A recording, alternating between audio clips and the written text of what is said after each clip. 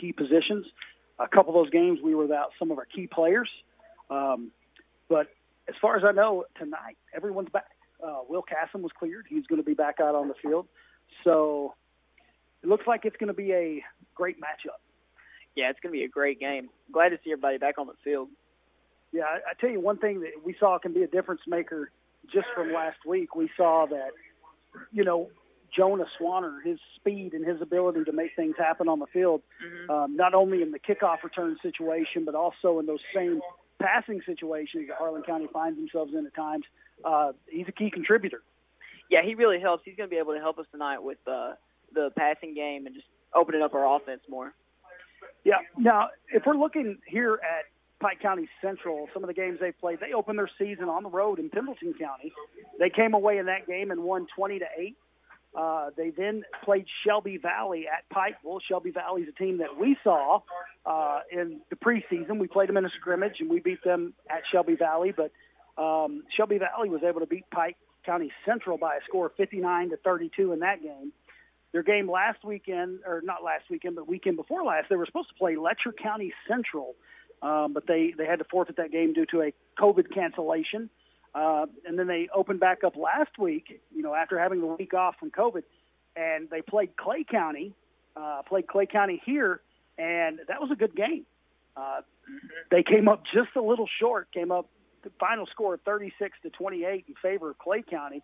And we know Clay County well. They're a team that's in our district, a team we're going to have to face later on down the road. So next week, actually, right? Yeah. I do believe we travel to Clay County next week. So this is kind of going to give us an idea of what we're going to be up against. Yeah, absolutely. And I'm hoping we can get a big win here and just run off some momentum and be able to beat Clay County, which would be a really big game. And we know that this team, Pike County Central, they have a couple players that are big playmakers. And that's one thing that we've struggled with is the big play, stopping the big play. So we're going to have to see how all that plays out here tonight.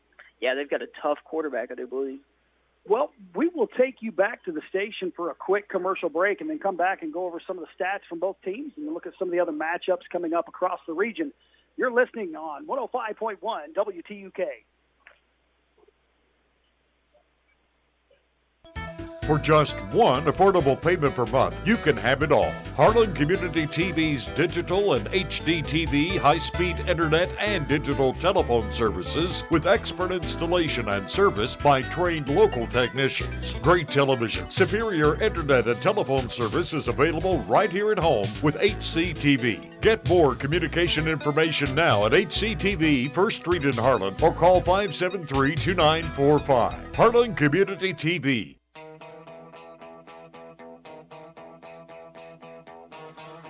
Hometown Urgent Care is open 7 days a week from 10 a.m. to 8 p.m. for lacerations, cough, bronchitis, strep, flu, COVID, and RSV testing, rashes, ear pain, IV hydration, along with medication-assisted weight loss. Hometown Urgent Care accepts most health insurances, including TRICARE, Medicare, and Medicaid. If you're in need of medical assistance, go by Hometown Urgent Care, where they have the knowledge to heal and the compassion to care in your hometown. Located just off the bypass next to Family Dollar. Phone 573-9939. 9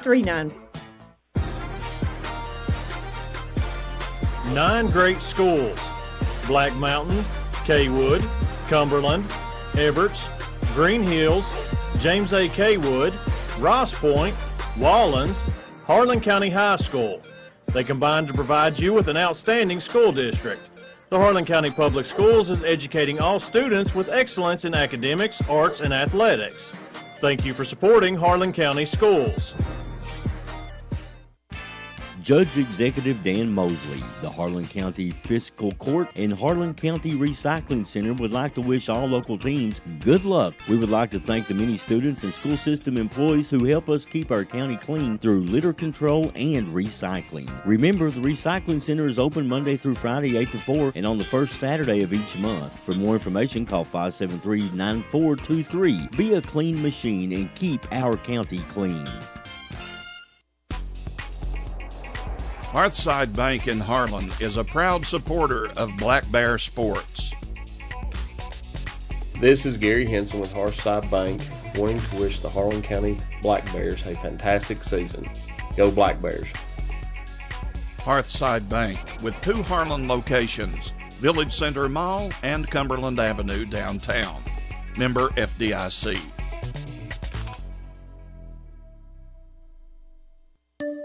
Appalachian Wireless has a question for you. Would you rather pay $650 or $66 for a smartphone? If you think this answer is simple, then the Appalachian Advantage plan is for you. Pay less upfront for today's hottest smartphones, and then pay just a few dollars more every month on the monthly bill. Many smartphones are $5 a month or less after you factor in the $20 discount from the Advantage plan, compared to the contract offering. Better service, bigger savings. That's today's Appalachian Wireless. Payment agreement required. See store for details. Welcome back to Pike County Central as the Harlan County Black Bears roll into town looking to get a win after a 3-game losing streak. Mark Lawson along with Brett Lawson here to bring you the action this evening. We said we'd come back and we'd go over some of the stats, looking at some of the players. I think one of the key players that we're going to have to key in on tonight is the quarterback. Number 3, Tavian Boykins. I mean, he has running back numbers in the quarterback position. Yes, he does. I think some of that was due to the fact that one of their running backs, Matt Anderson, was out for a while for an injury, but he came back in the last game. In his first game back, he had 26 attempts, 186 yards, and scored 2 touchdowns. But I tell you what, Boykins had really carried this team on his shoulders, so to speak, through the first few games. In 3 games, he had 76 rush attempts, 534 net rushing yards. 7 touchdowns. I mean, so it's just crazy to think that a quarterback's putting up that kind of numbers running the ball. Really good numbers. And, one thing that we know and that we I know that the Black Bears have been working on is defending the pass game. It doesn't look like Pike County Central is a team that throws the ball a lot. Looking at their stats over 3 games, they've only thrown the ball roughly 25 times for a total of 12 completions. They only have 1 TD through the air. So it looks like this is going to be a battle on the ground tonight. Yeah, a lot of similarities on the team because we're the same way. We like to run. It's going to be a big physical game tonight, I believe. And, I was talking to somebody earlier. It's kind of going to be one of those knockdown, drag-out fights. I think we even talked about it a little bit on the way over here. It's going to be I look for this to be a high-scoring game.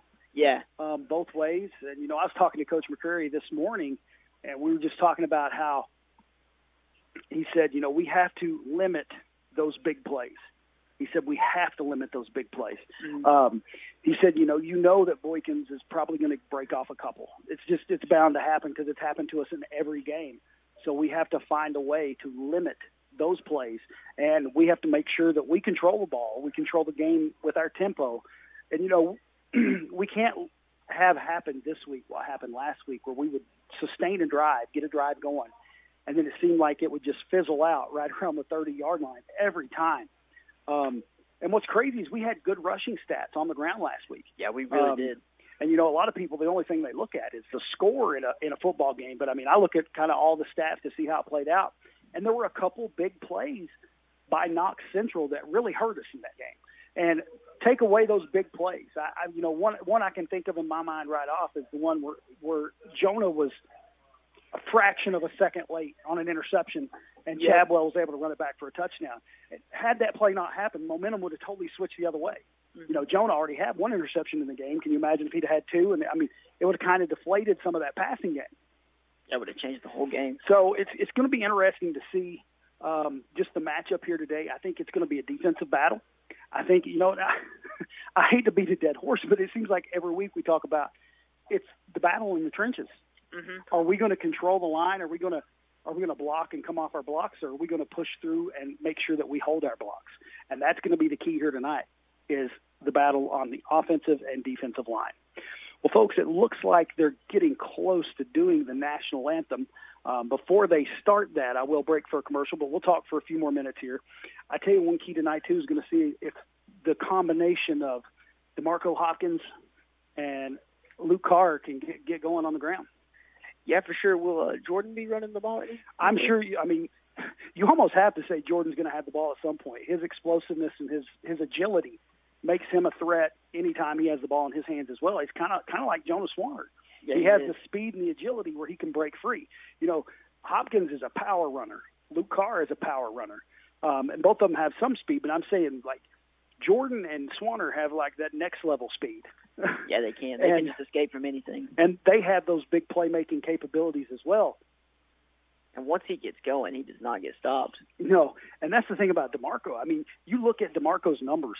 on the season, 79 rush attempts, 639 yards. I mean, he's averaging roughly about 8 yards a carry. I mean, he's had 8 rushing touchdowns. And, even in these games that, the score looks lopsided, we talked about this as well. Hopkins has had over 100 yards rushing each game. We saw Thomas Jordan come in the second half of the game not long ago, had 147 rushing yards just in the second half. Mm-hmm. So it's like I said, is our line going to be able to control it? Are we going to be able to push through our blocks? And it all starts up front. Looking at their line and our line, we look like we have a pretty even matchup. It really does, and it's going to be who's going to grind it out. Mm-hmm. That's one of the most thankless jobs on the football field as a lineman. Yeah, it really is. I've had people before say, we really appreciate you because you talk about the line, but I'm a big dude, so, I was always stuck on the line. So, yeah, I even played on the line as well. That's hard to believe. I know. It was wild. It was fun, though. It's a fun position to play. But, folks, I think we have an awesome football game coming up. It's going to be awesome to see how we play on the defensive side of the ball, too. I look for us to be pumped up, ready to play. Mm-hmm. But they're getting ready to do the national anthem, so at this time, we'll take you back station for a commercial break. You're listening on 105.1 WTUK. Smile. You're on Cricket. Get 4 lines of unlimited data for $100 a month, because when you get more phone, you have more fun. Smile. You're on Cricket. Get 4 lines of unlimited data for $100 a month, and let nothing stop you from scrolling, double tapping those cats, commenting on those baby pics. Save that yummy recipe, because when you get more phone, you have more fun. Smile. You're on Cricket.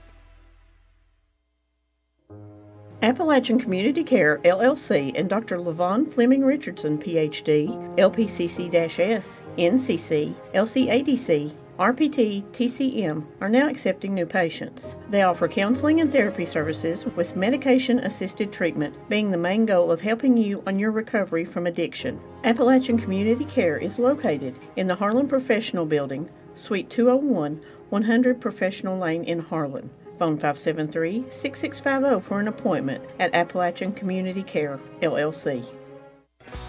With all of life's demands, buying insurance is probably low on the list. Luckily, there's someone who's looking out for you and putting your needs first. A trusted friend is right around the corner. Our team at Harris Insurance can provide you with great protection from Progressive with a personal touch. Whether it's comparing rates or finding ways to save, our team can help. We're not just agents, we're members of the community. From finding a policy to answering insurance questions, Harris Insurance has you covered. You want professional advice with personal experience? Let Harris Insurance customize a plan from Progressive that works for you. Call us at 573-4770 or visit us at 118 Eversole Street in downtown Harlan to see how an independent agent can help protect your most important things. Progressive Casualty Insurance Company and Affiliates. Harris Insurance Agency, 573-4770.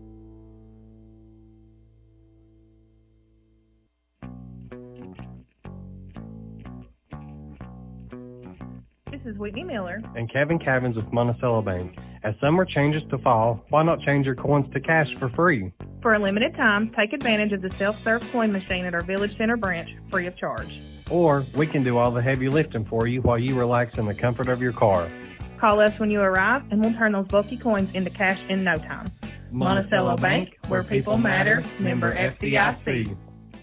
Home and auto insurance from Kentucky Farm Bureau. They just go together. They go together like grandmas and cookies, like suits and ties, like stars and stripes, like rhythm and blues, like country and western, like puppies and chewed-up sneakers. We've all been there, am I right? Save when you bundle your home and auto insurance. Kentucky Farm Bureau, big on commitment.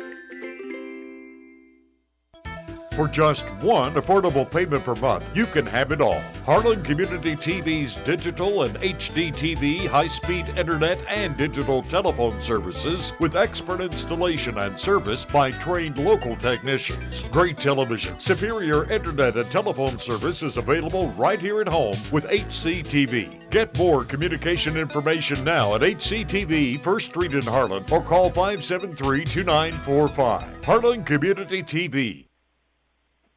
Welcome back, ladies and gentlemen, over at Pike County Central as the Harlan County Black Bears looking to break a 3-game losing skid. Come in to face off against the Hawks. And, Britt, that was a good job by the Pike County Central band right there. They did a great job playing the national anthem.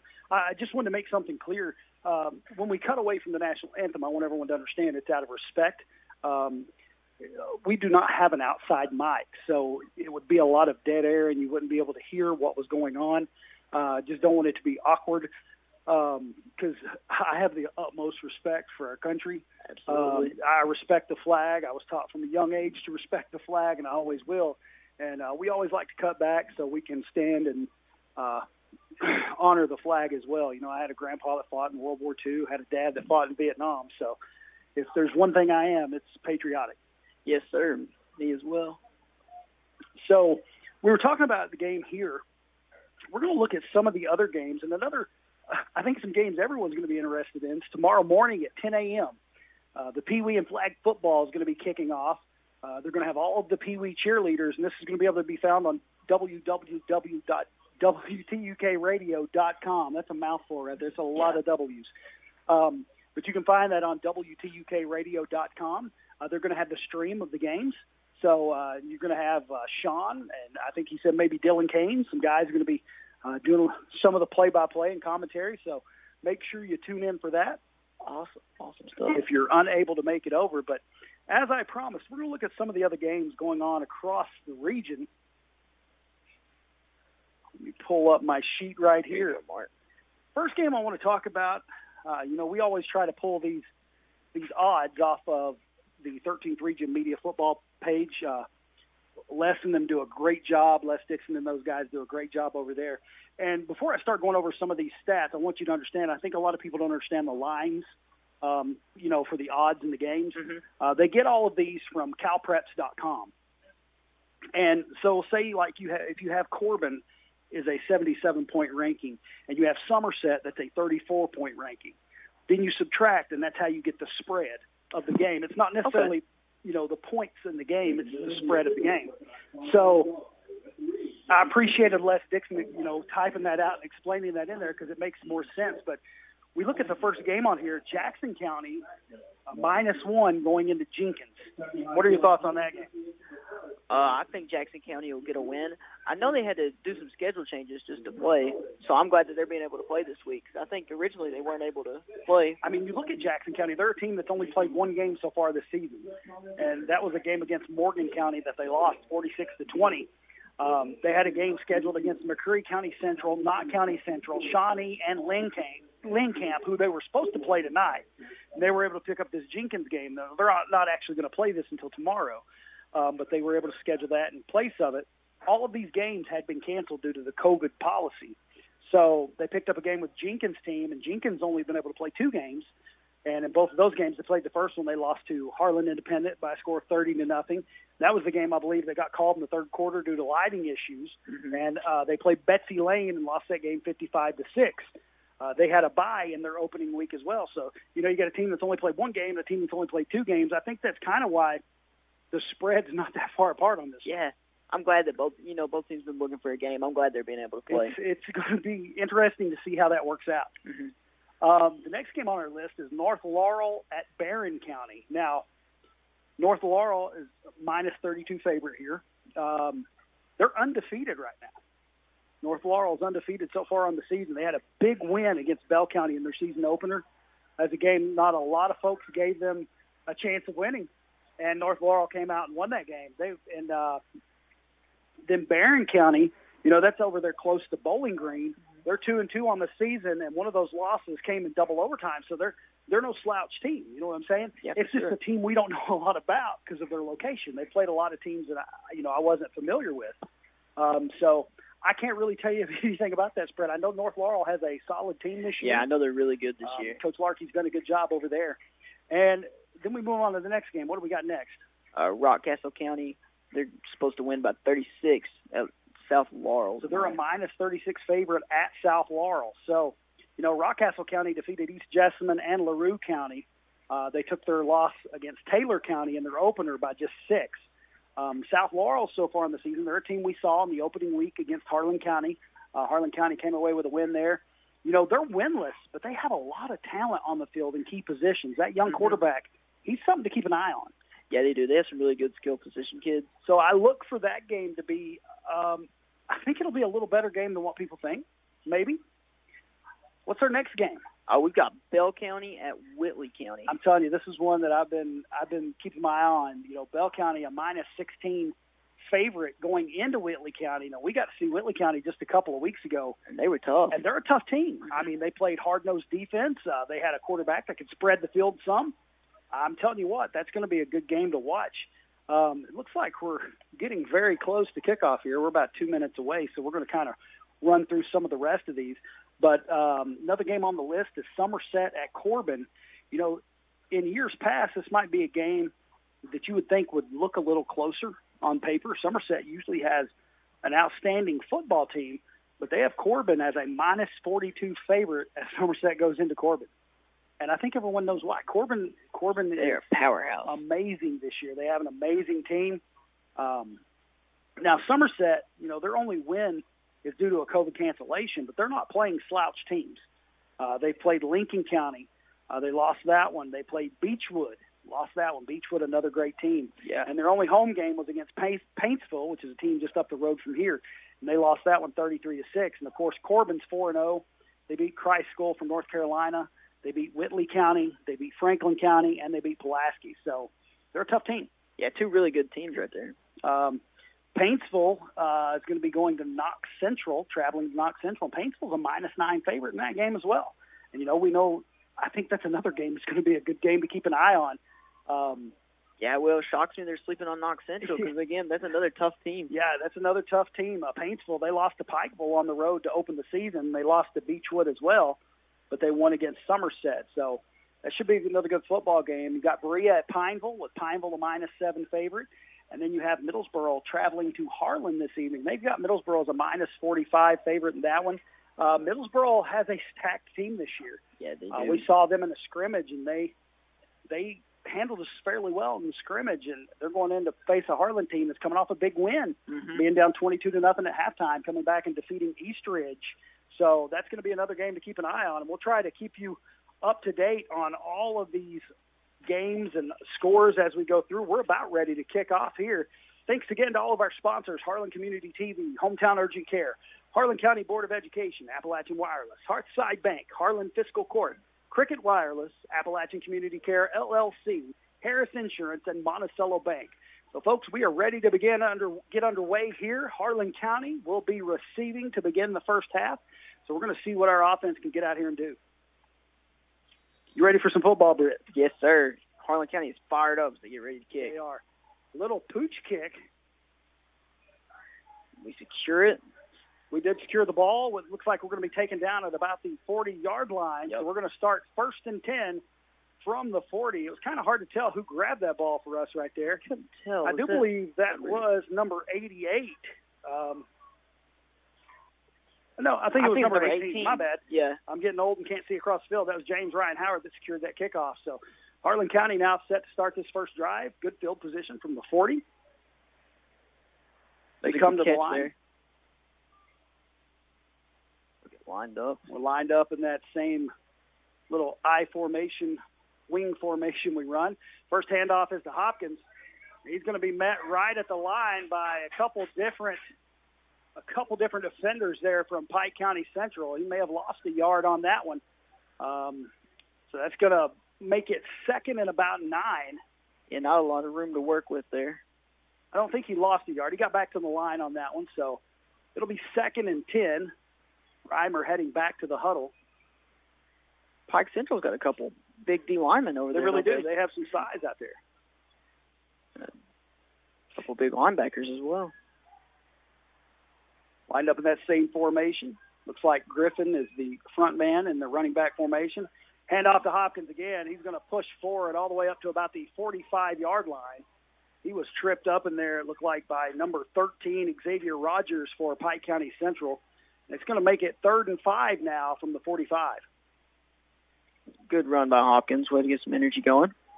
That was honestly a good tackle right there by Rogers. I mean, it was. He was low. Hopkins was really low.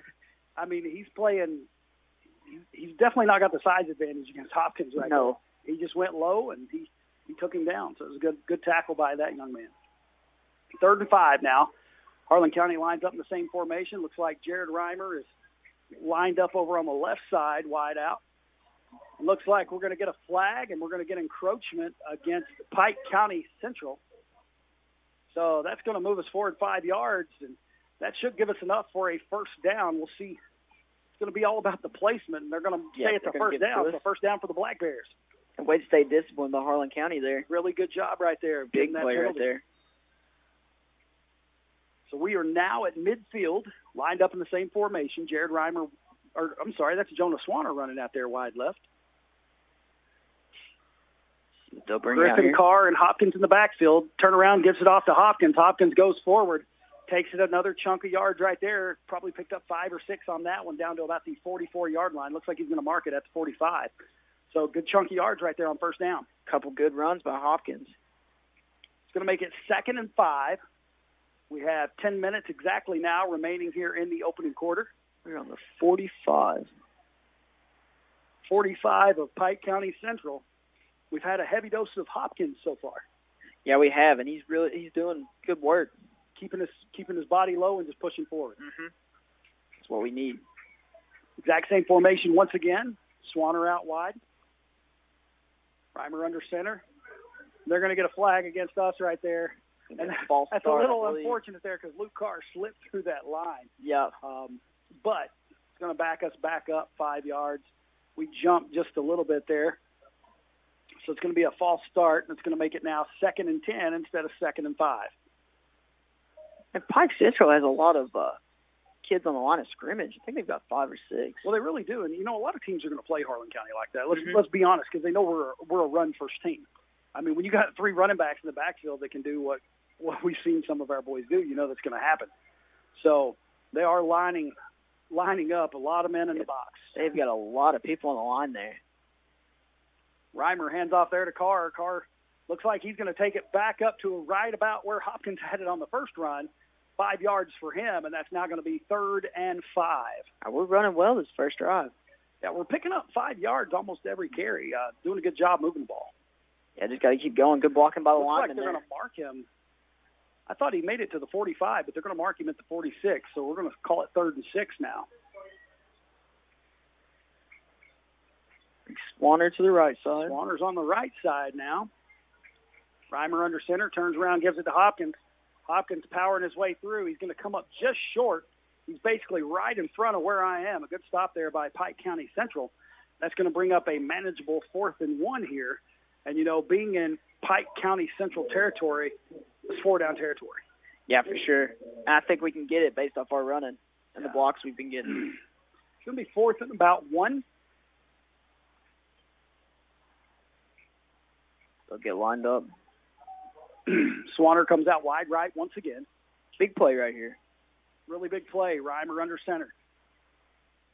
Turns around, gives it to Carr. Carr's got the first down and more. He's going to take it all the way down to about the ball comes loose somehow, and it's picked up by number 18 for Pike County Central. I can't believe that play was not called dead. I'm honestly shocked. They had a big wad of people right there. Yeah, there's helmets flying. There are helmets flying. There are penalties flags all over the field. Saw some late shoving as well. That was Kurt Anderson that picked up that fumble. I'm going to wait and see what they call here. Crazy play. Yeah, there was really a big gob of people right there for a long time. They usually blow those plays dead because the pile was not moving. So we're going to see what happens right here. I'm not sure what happened. If this turnover stands, it's going to be, and I think it will. I think the flags came after the turnover. It's going to be a costly penalty. Did not see what he called, but he called it against Pike County Central. They're going to back him. Think it was an illegal participation? I believe it's what they said. So that's going to back them up, and they're going to now have the ball. Looks like they're going to mark it right about the 17-yard line, so that fumble does stand, and Pike County Central now is going to get their first chance on offense, and we're going to see if our defense can hold now. And that's kind of disheartening right there. You had a drive going, moving the ball down the field well, and the ball just comes free. I couldn't even see how it got I'm not sure either. I mean, most of both sides of the ball were on that huddle. Mm-hmm. And the ball just popped out of the back somehow. It was such a good run, too. So I'm anxious to watch this young man at quarterback. He's only a sophomore. This is Tavian Boykins. Has super speed, and we're going to have to do a good job of containing him. And he's going to run it. Go right up the middle. Brought down from behind there. Could not see who that was that got him. I believe it's going to be big Josh Sargent there on that tackle. Yeah, he leads our team in tackles. He's all great over the field. linebacker. Yeah, he is. He's a great linebacker. Does a good job reading. So Boykins picks up about 3 maybe on that run. Going to bring up 2nd and 7. Good job of containing him right there, because I'm telling you, if he gets an open field, that young man is fast. Mm-hmm. I'm interested to see how we adjust to him. We've got a really good run defense. They have wideouts both ways, and then a running back in the backfield with him. He hands off to Anderson. He's going to be brought down in the backfield, swarmed by several different Black Bears right there. That was a good job of team tackling right there. One man hit, held him up. Good job there from wide Black Bears everywhere. I do believe that was Anderson on that carry. He's going to lose probably a couple on that, and that's going to bring up 3rd and about 9. There were so many Black Bears in the backfield after that first initial hit. I couldn't see who made the first initial hit. Yeah, it was just a swarm of them, which is what we love to see. Yeah. So we're going to see what they come out in here. A 3rd and roughly 9. Looks like they have running back split both sides of the quarterback, 2 wide outs to the left. Yep. He's faking it. He's going to run it, and he's wide open. No one is there, and he just takes it right up the middle, and he's going to go all the way for a touchdown. You're not going to catch him. No. Jordan's trying his best. And there's that big play that we talk about. We hold them on defense, 3rd and 9, and then there comes the big play from Boykins, and he takes it to the house. Touchdown for just kept it. Pike County Central. And I was a little worried about that because they had 2 wideouts to the left. 2 backs in the backfield. There was nobody back deep. So once he got through that first line of defense, he was gone to the house. They're going to go for 2. A different formation here. They have the center. And I can't think of the name of this, Mark. They have a lot of people do this on 2-point conversions. Where they've got linemen split on both sides, and you can just do the pick picked off. I think that was Connor Blevins that picked that off. Number 6. That's Will Cassom. Was that Will Cassom? 78. Let's see. I couldn't see the number there. Number 78. Let's see. 78 is Big Will Cassom. He picked that. He was good hands there. It was good hands by Will. He was wanting to run that back to the house. So yeah, but he was moving. 6:16 remaining here in the first quarter. The score is 6-0 in favor of Pike County Central. We'll be back in just a minute on 105.1 WTUK.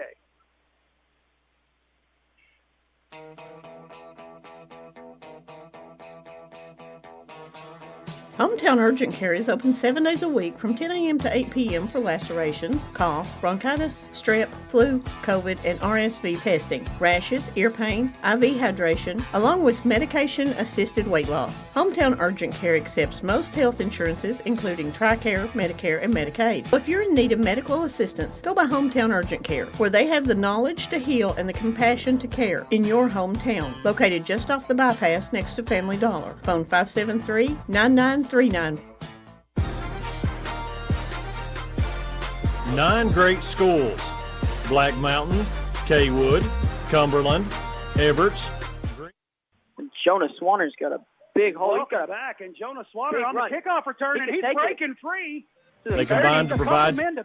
He takes it all the way down to the 25-yard line of Pike County Central. Folks, that happened so quickly. I'm sorry we got back a little late off that one. They kicked the ball off, and Jonah Swanner, he was just breaking tackles left and right. Big answer about special teams on Harlan County. And we basically get the ball back where we were before we fumbled, because we're right around the spot where we fumbled before. He takes it to the 26-yard line. It'll be 1st and 10 now for the Black Bears. I'm telling you what, when Jonah Swanner has that ball, he is dangerous. And, we talked about what a difference maker he is on the field just with his speed. And, he did such a good job just breaking tackles right there. Yeah, he's such a great athlete. We're in the same formation once again. It looks like Spurlock now out wide to the right. Yeah, I'm going to give Swanner a break there. Luke Carr with the ball. He scared me there. I thought he was going to lose that ball there. Pike County Central doing a good job getting their hand on the ball. Yeah, they are, because it looked like he was about to drop it there. They about stripped it there, but they're what we would call ball hawks. I know, that was cheesy. I'm sorry. Okay, so Luke Carr on that carry takes it down to about the 20-yard line, so about a 6-yard run. I know, I can't help it. So it's going to be second and about 4. Same formation once again. Spurlock wide to the right. Handoff comes to Hopkins.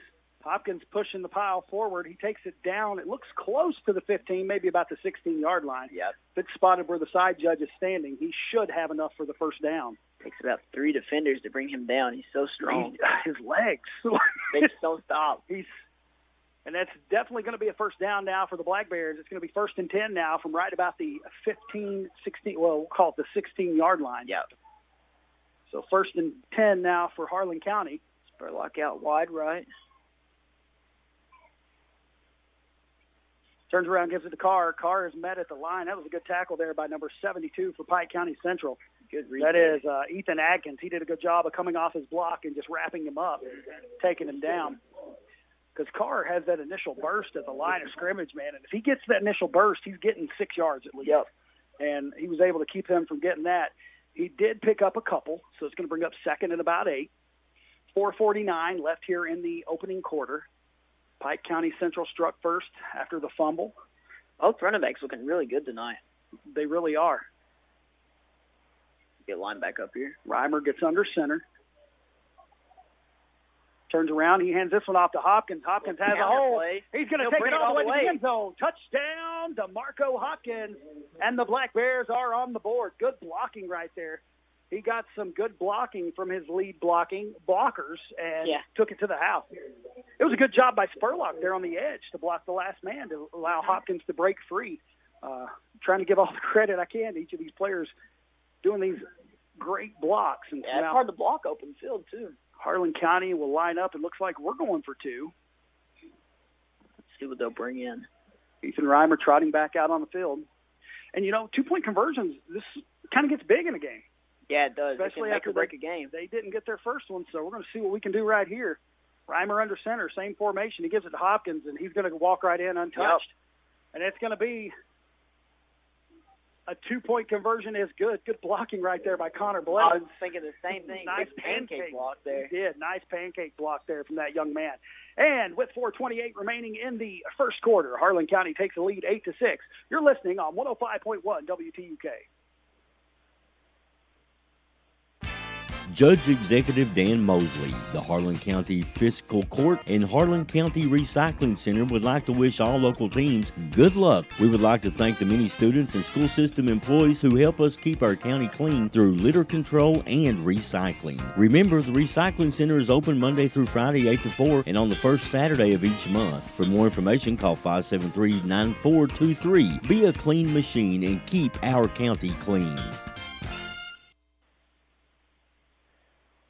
Welcome back to Pike County Central, and Harlan County now march down the field after the nice kickoff return by Jonah Swanner sets him up on the 26-yard line.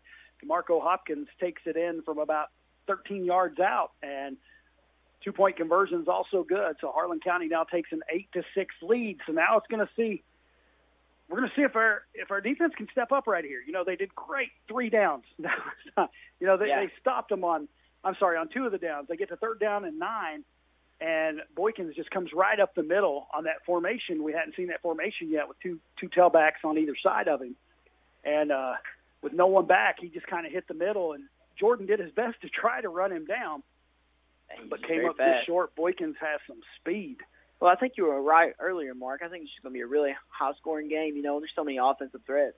You have big play capabilities on both sides of the field. Yep. Harlan County now set to kick off the ball. 4:28 remaining here in the opening quarter. 8-6, Harlan County on top. Isaac down, set to kick. Little onside kick. It's going to bounce. Covered up. Good job. I thought it was going to bounce away there from him. Smart move there from that young man from Pike County Central. That was number 30, Isaac Blankenship, just covering it up. Good job by him right there. Because when they got past the first line there on that kickoff, I got a little nervous for them. Because I tell you what, Mark, that's one of the scariest things to do as a football player. That is because you have so many people just running at you full steam. You do not know. I've been put on my back a few times. And Downs did a good job of getting it past that first line. Kick. That was a good onside kick. But Pike County Central is now going to take over. They're directly in front of me, right about the 42-yard line. Handoff comes to number 25, and he breaks free, but then takes a pop from somebody. I believe that was Sargent. Number 25, that's Eric Perez. Nice-looking run from that young man. He's going to pick up about 4 or 5 there. And a good stop right there by Harlan County as he looked like he was going to break free for a second. Yeah, I believe Sargent made a big stop there. So we're going to give him 4 on that. It's going to make it 2nd and 6. Connor Blevins will come into the game. The clock has not run. See the referee waving his arm. I'm not really sure. There's 4:26 still on the clock. Now it's running. There it goes. Pike County Central, 2 running backs again, and number 32's got it this time, and he's got a hole. It looks like he's going to take it forward before he can be brought down. He's going to pick up enough for a first down. Nice-looking carry there from Anderson. He's a big running back anymore. He really is. He's got a lot of size to him, and it's kind of like, you have that threat of Boykins in the backfield, and then you have the size. It's kind of like the 1-2 punch that Harlan County kind of has. Yeah, it is. But ours is more like a 1-2-3. Yeah. That's the thing with our running backs. So it's a good run there from Anderson. It's going to be a 1st and 10 now as they have in Harlan County territory on about the 46-yard line. Still 8-6 in favor of Harlan County. 3:52 remaining here in the first quarter. They have a wide out down here, wide left. That's number 18, Anderson. Handoff comes to Boykins keeps it, and he gets absolutely popped. That's Potter right there from Potter. Potter did a good job reading that. Came and hit him right behind the line. Going to be a loss of about 2. That was a nice lick there from Potter. Yeah, way to do his assignment there on the read. And that was honestly a good fake handoff by Boykins as well, because I thought Anderson had it. Yeah. I thought Anderson was running the other way with it, and Potter, he didn't fall for it. No, and typically on defenses, what they'll do is on those fake handoffs, they will tell some kids to watch the running back and some to watch the quarterback. And so it's good for Potter to. On 2nd and 12, we're going to jump, and it's going to be offside. It's going to make it now 2nd and 7 for Pike County Central. This is something that's kind of haunted us in the past, was the flags. So we're hoping that doesn't happen a lot in this game, but right there it gives them 5 yards. Going to basically back to the original line, or the last run before. Yeah. So it's 2nd and 7. Got that wing on the left side. It almost look at goal line formation, and Boykins keeps it. He's going to hit the edge, and he's finally going to be taken out of bounds. Swanner. I think it's Swanner took him out, but he's going to pick up plenty enough for the first down. See what, he is fast. He is quick, and he hits those gaps quickly. Yeah, he does. The way he cuts and stuff. They're going to have it now at about the 35-yard line of Harlan County. 1st and 10 now for the Hawks. Tell you what, with the 1-2 punch of Anderson and Boykin in the backfield, it makes it hard to read. I told you earlier that they're kind of a team kind of like us. They live and die by the run. That was a direct snap right to Anderson. He goes right up the middle. Finally brought down there by, I think that was number 38. That was Jason Folks that finally brought him down. He's such a strong kid, Anderson is. It's going to be a first down now for the Hawks as they now have the ball right at about the 25-yard line, about a 10-yard run exactly. 1st and 10 for Pike County Central. They've got an interesting formation. Yeah, where they're set up. Sometimes they get in almost like a goal line formation, and now it's almost like, they have one wide out to the left. Every now and then they'll bring him in. Handoff to Anderson once again. He's got some room, but there's a big pile, and he gets popped. Nice chunk of yards there from that young man. He's going to take it all the way down to trying to see where they're going to mark this one. I can't tell.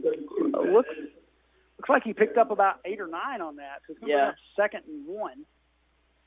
Good run from that young man. And I tell you what, both teams are doing a good job running the ball in this opening half. 1:18 remaining here in the opening quarter. 2nd and 1 now for Pike County Central. They have Kurt Anderson coming out wide to the left, and they're in the same formation they were in before. Boykins keeps it. Yep. He breaks. Finds a way gets a first down. Good job. Good pursuit by Harlan County. And the way that formation's set up, it looks like they've got a fullback and then a wing there. They're just using them to block every time. Yeah, that's what they're doing. They're using both of those backs. Like, whoever doesn't get the ball is blocking. Yeah. Every time. Well, I think they've got two. I can't really tell from here, just from my angle, but it looks like they've got Anderson and then Boykins and then a fullback and then a wing. I think you're right. You see number 25 there? Yeah. Number 25, and then number 13. Eric Perez. He carried the ball just a minute ago, so yeah. Ball is loose. Harlan County jumped on it. I'm not sure if we covered it up. It looked like we almost jumped on that, and that's going to be a gift back to us if we come away with the ball right there. Number 4. Harlan County has it. It's going to be a turnover now. That was Dallas Sargent. That was Dallas Sargent recovering that ball. That ball was snapped a little high, and it just got away from Anderson. And that's a break right there for Harlan County. They were marching right down the field. They had the ball inside the 10. It was going to be first and goal, and just like what happened to us on the opening drive, happens to them. Mm-hmm. Wait for our defense to keep fighting, just not giving up. Good job right there, and that ball is going to be marked now. And looks like it's so hard to tell from here. Yeah, from our angle. The lines aren't very bright. Looks like maybe the 15-yard line, we'll call it. Yeah. First and 10 for Harlan County on the 15. Same formation, Jonah Swanner wide right. And I tell you what, you got to be careful with Swanner. He'll lull you to sleep and then all of a sudden break free for a long touchdown. And we saw that last coverage against Knox County Central. We have somebody in motion. Handoff, though, comes to Hopkins. Hopkins going to blast his way forward. He comes out all the way across the 20, down to about the 22, 23-yard line. Nice chunk of yards right there on that handoff. Might get one more play, and they may let it run. I'm not going to lie. When I saw I saw someone go in motion there. I think it was Tanner Griffin. I couldn't tell, but when I saw him go in motion, I was like, "Uh-oh, is this what I was just talking about?" Yeah. The deep pass. But we got 8 yards off that, and it's going to be 2nd and 8. But we're going to let the time go ahead and run off the clock, and it's going to be now at the end of 1, 8-6 in favor of Harlan County. We'll be back in just a few minutes on 105.1 WTUK. Hearthside Bank in Harlan is a proud supporter of Black Bear sports. This is Ron Frazier with Hearthside Bank, wanting to wish the Harlan County Black Bears good luck this season. Go Bears! Hearthside Bank with 2 Harlan locations, Village Center Mall and Cumberland Avenue downtown. Member FDIC.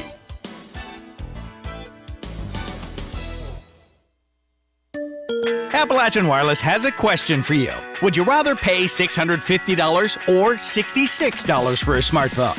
If you think this answer is simple, then the Appalachian Advantage plan is for you. Pay less upfront for today's hottest smartphones, and then pay just a few dollars more every month on the monthly bill. Many smartphones are $5 a month or less after you factor in the $20 discount from the Advantage plan, compared to the contract offering. Better service, bigger savings. That's today's Appalachian Wireless. Payment agreement required. See store for details. Smile. You're on Cricket. Get 4 lines of unlimited data for $100 a month. Because when you get more phone, you have more fun. Smile. You're on Cricket.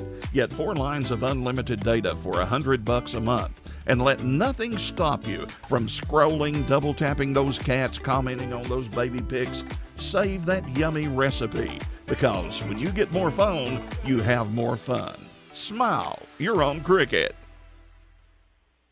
Welcome back. Appalachian to Community Pike Care County LLC Central. has 3 locations offering counseling and therapy to help.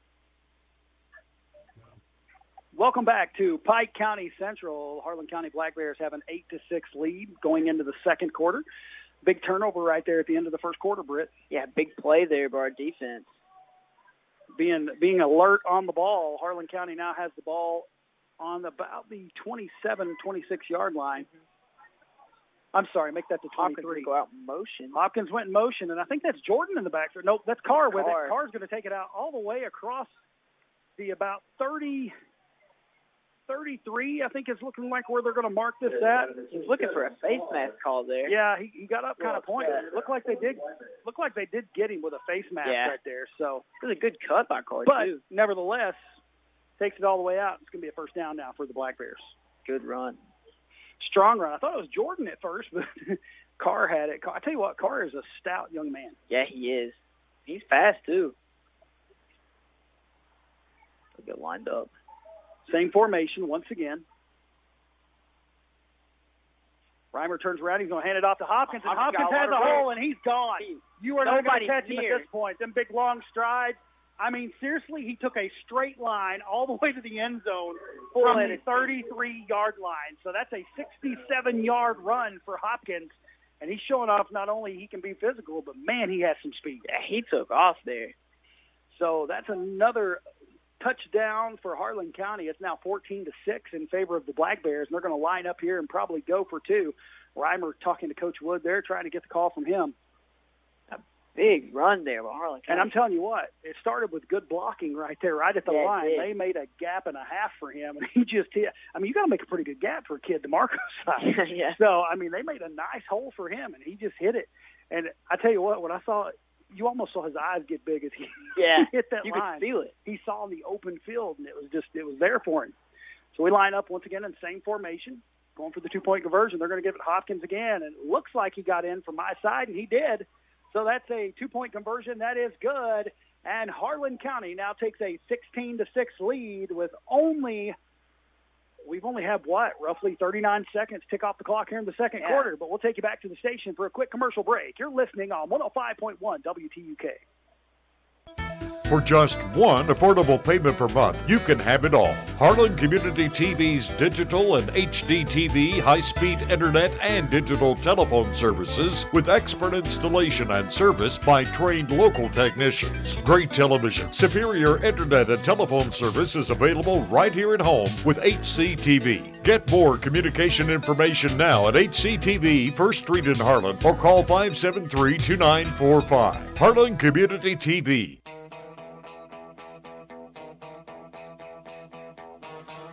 Hometown Urgent Care is open 7 days a week from 10 a.m. to 8 p.m. for lacerations, cough, bronchitis, strep, flu, COVID, and RSV testing, rashes, ear pain, IV hydration, along with medication-assisted weight loss. Hometown Urgent Care accepts most health insurances, including TRICARE, Medicare, and Medicaid. So if you're in need of medical assistance, go by Hometown Urgent Care, where they have the knowledge to heal and the compassion to care in your hometown. Located just off the bypass next to Family Dollar. Phone 573-9939.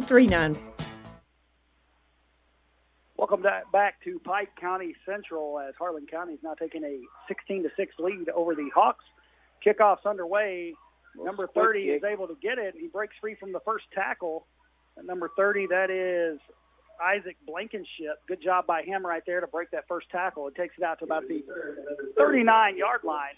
It'll be 1st and 10 now for the Hawks. Good answer by our defense last series. Really good answer from the defense, and then the offense come out and get a score. Can't wait to see what they're going to bring right here. I've been interested in watching the formations for Pike County Central. They line up in a different formation almost every time. Yeah, they're interesting for sure. Something you don't see a lot either. And they've already got number 18, that is Kurt Anderson, out wide to the left. They bring another wide out. That's number 13, Xavier Rogers, over here on the right side. One running back in the backfield, and that's the other Anderson. He gets it. He's going to be met by a whole pack of Black Bears. Taken down. Went straight through the line. Number 50 got straight through the line. I'm not sure who that is. Number 50, that's Dakota Turner. You know Mr. Dakota? You used to come to church with us back in the day. Good to see that, man. He went straight through that line right there. Good job. He's quick for a defensive lineman. He's got some speed to him. And that's going to be no gain on that play. So maybe even lost about a half a yard. So it's going to be, we'll still call it 2nd and 10 now from the 40. Good job, good pursuit there from our defensive line. Low snap. And looks like Boykins keeps it again. He gets free, and he's going to be off to the races. I'm telling you what, that young man is so fast. Takes it all the way down for a touchdown. And now Pike County Central answers with another big play. They're going to have to do better at containing that young man because once he hits that hole, man, he's fast. Hard to tackle, too. That was a beautiful run by that young man. Good fake to Anderson, too. I thought he had it for a little bit. Yeah, I thought we had him at first. I honestly thought number 32, Matt Anderson, had the ball. When he I did too. I was watching him, and then they're doing a good job on those fake handoffs. Looks like they're going to go for two here. The only good thing about a two-point conversion with this young man, you don't give him much room to get his speed build up with the 2-yard line. Looks like they're lining up with their goal line stance with one Anderson out wide to the right. That's Kurt Anderson wide to the right. Ball is fumbled, and Tavian tried to pick it up, but Harlan County was all over him there. That was a good pursuit there from number 54, Ethan Shepard, and it also looked like I couldn't see who else that was that got through there. I think it was Dakota Turner once again. But with 10:25 remaining now in the second quarter, Pike County Central comes out and answers, and I think we're going to get that shootout like we talked about before, Brett. It's now 16-12 in favor of Harlan County, and they're set to get the ball back. And I tell you one thing that we're going to have to be careful of here is we're going to have to make sure that we protect the ball because we don't want to turn over here and give them time for anything because now Pike County Central gets the ball at half. Yep. Some scores to pass along to you. Corbin's leading Somerset 3-0 last I saw there. Pineville over Berea 7-0. Boyle County is over Bowling Green 7-0. Rockcastle County over South Laurel 6-0. Just got another update. Boyle County is now up 14-0 over Bowling Green. Corbin's now up 10-0 over Somerset. Rockcastle County has scored again on South Laurel, made it 13-0. Pikeville's over Belfry 15-0. The Pineville and Berea game in the first quarter, it's 7-8 in favor of Berea. I think that's going to be another knockout fight right there. Yeah. And Bell and Whitley are tied at 8 at the end of the first. Wow, that's going to be a fun game to keep up with. Thanks to you, Bluegrass Rivals and Paula Hall, keeping us up to date on some of these scores. I tell you what, that's some good games going on out there. And the kickoff bounces right there. I can't see who that. I think it's Swanner again. And Swanner hits the hole. And he's going to take off running down the left side. He can take it all the way. He can beat number 24. And he will.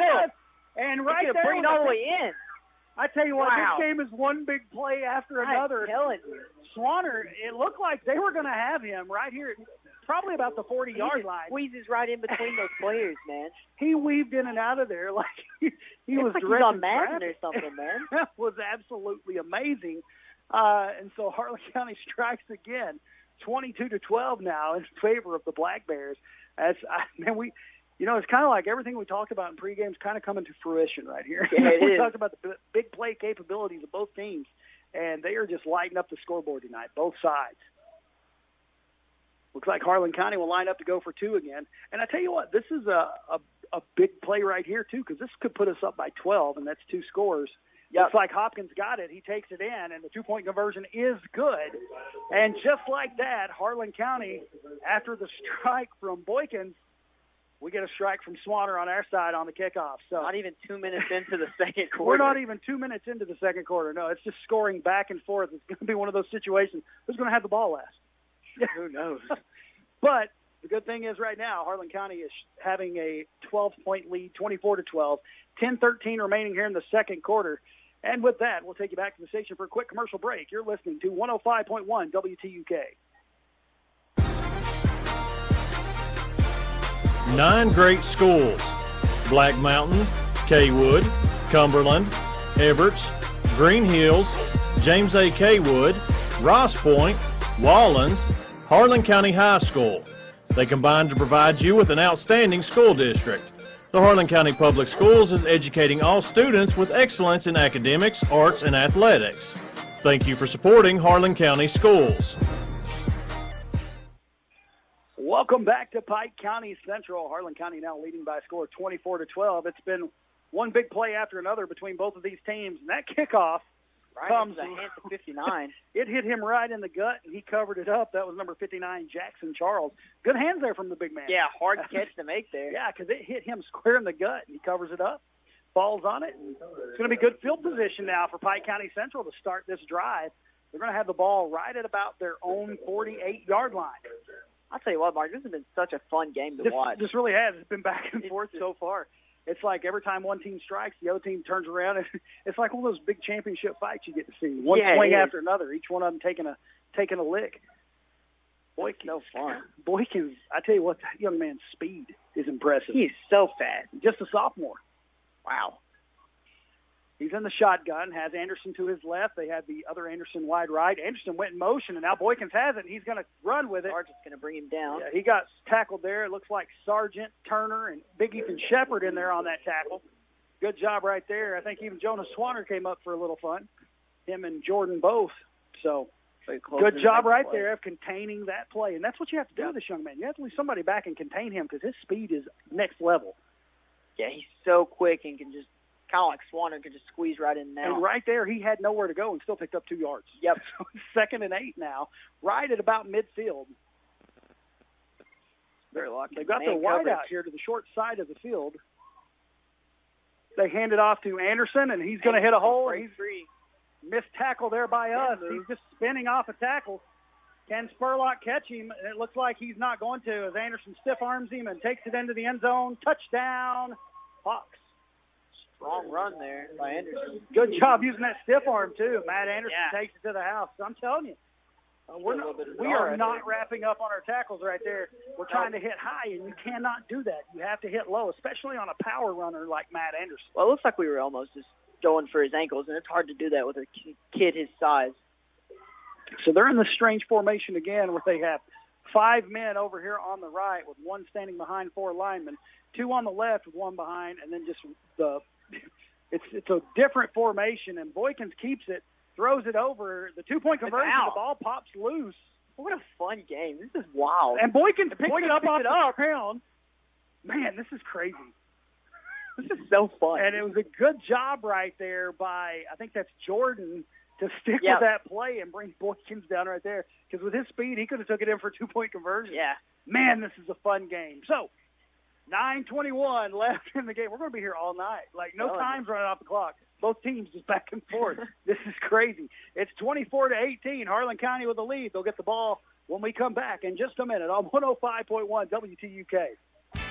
Judge Executive Dan Mosley, the Harlan County Fiscal Court, and Harlan County Recycling Center would like to wish all local teams good luck. We would like to thank the many students and school system employees who help us keep our county clean through litter control and recycling. Remember, the Recycling Center is open Monday through Friday 8 to 4 and on the first Saturday of each month. For more information, call 573-9423. Be a clean machine and keep our county clean. Hearthside Bank in Harlan is a proud supporter of Black Bear sports. This is Gary Henson with Hearthside Bank, wanting to wish the Harlan County Black Bears a fantastic season. Go Black Bears. Hearthside Bank with 2 Harlan locations, Village Center Mall and Cumberland Avenue downtown. Member FDIC. Welcome back to Pike County Central. Scores 24-18 in favor of Harlan County, and that ball is going to sail out of bounds on that kickoff. So Harlan County should start the quarter or the possession with good field position. I believe they'll spot this ball at the 35-yard line as that ball sailed out of bounds. I'll tell you what, I think this game could come down to 2-point conversions. It really could. Harlan County's got all 3 of their – well, so far it has. Both teams have scored 3 touchdowns. Yeah, and Harlan County has hit all their 2-point conversions, and Pike County Central's not got a 2-point conversion. Yes, now Harlan County's on top by 6. So I think you're right. I think 2-point conversion is going to be huge for the rest of this game. Reimer under center, wide out to the left, turns around, hands it to Hopkins. Hopkins moving his feet. He didn't make a cut, almost cut right into. Yeah, it's not a lot of room to go there. Didn't have a lot of room. Good play by the defense there. It's really deceiving because I swear it only looked like he got like a yard right there from up here. But, yeah, it did. I'm not used to being this close to the field. I know it. It's kind of nice. I like it. We've got good speed here tonight. Looks like he picked up about 3 yards on that carry. Going to bring up 2nd and 7 now for the Black Bears. We've had some good blocks by our line, too. All around. Wide out to the left. Reimer under center. He's looking to pass it. He's going deep for Swanner. Swanner's open. Oh, man, that would have been another one right there.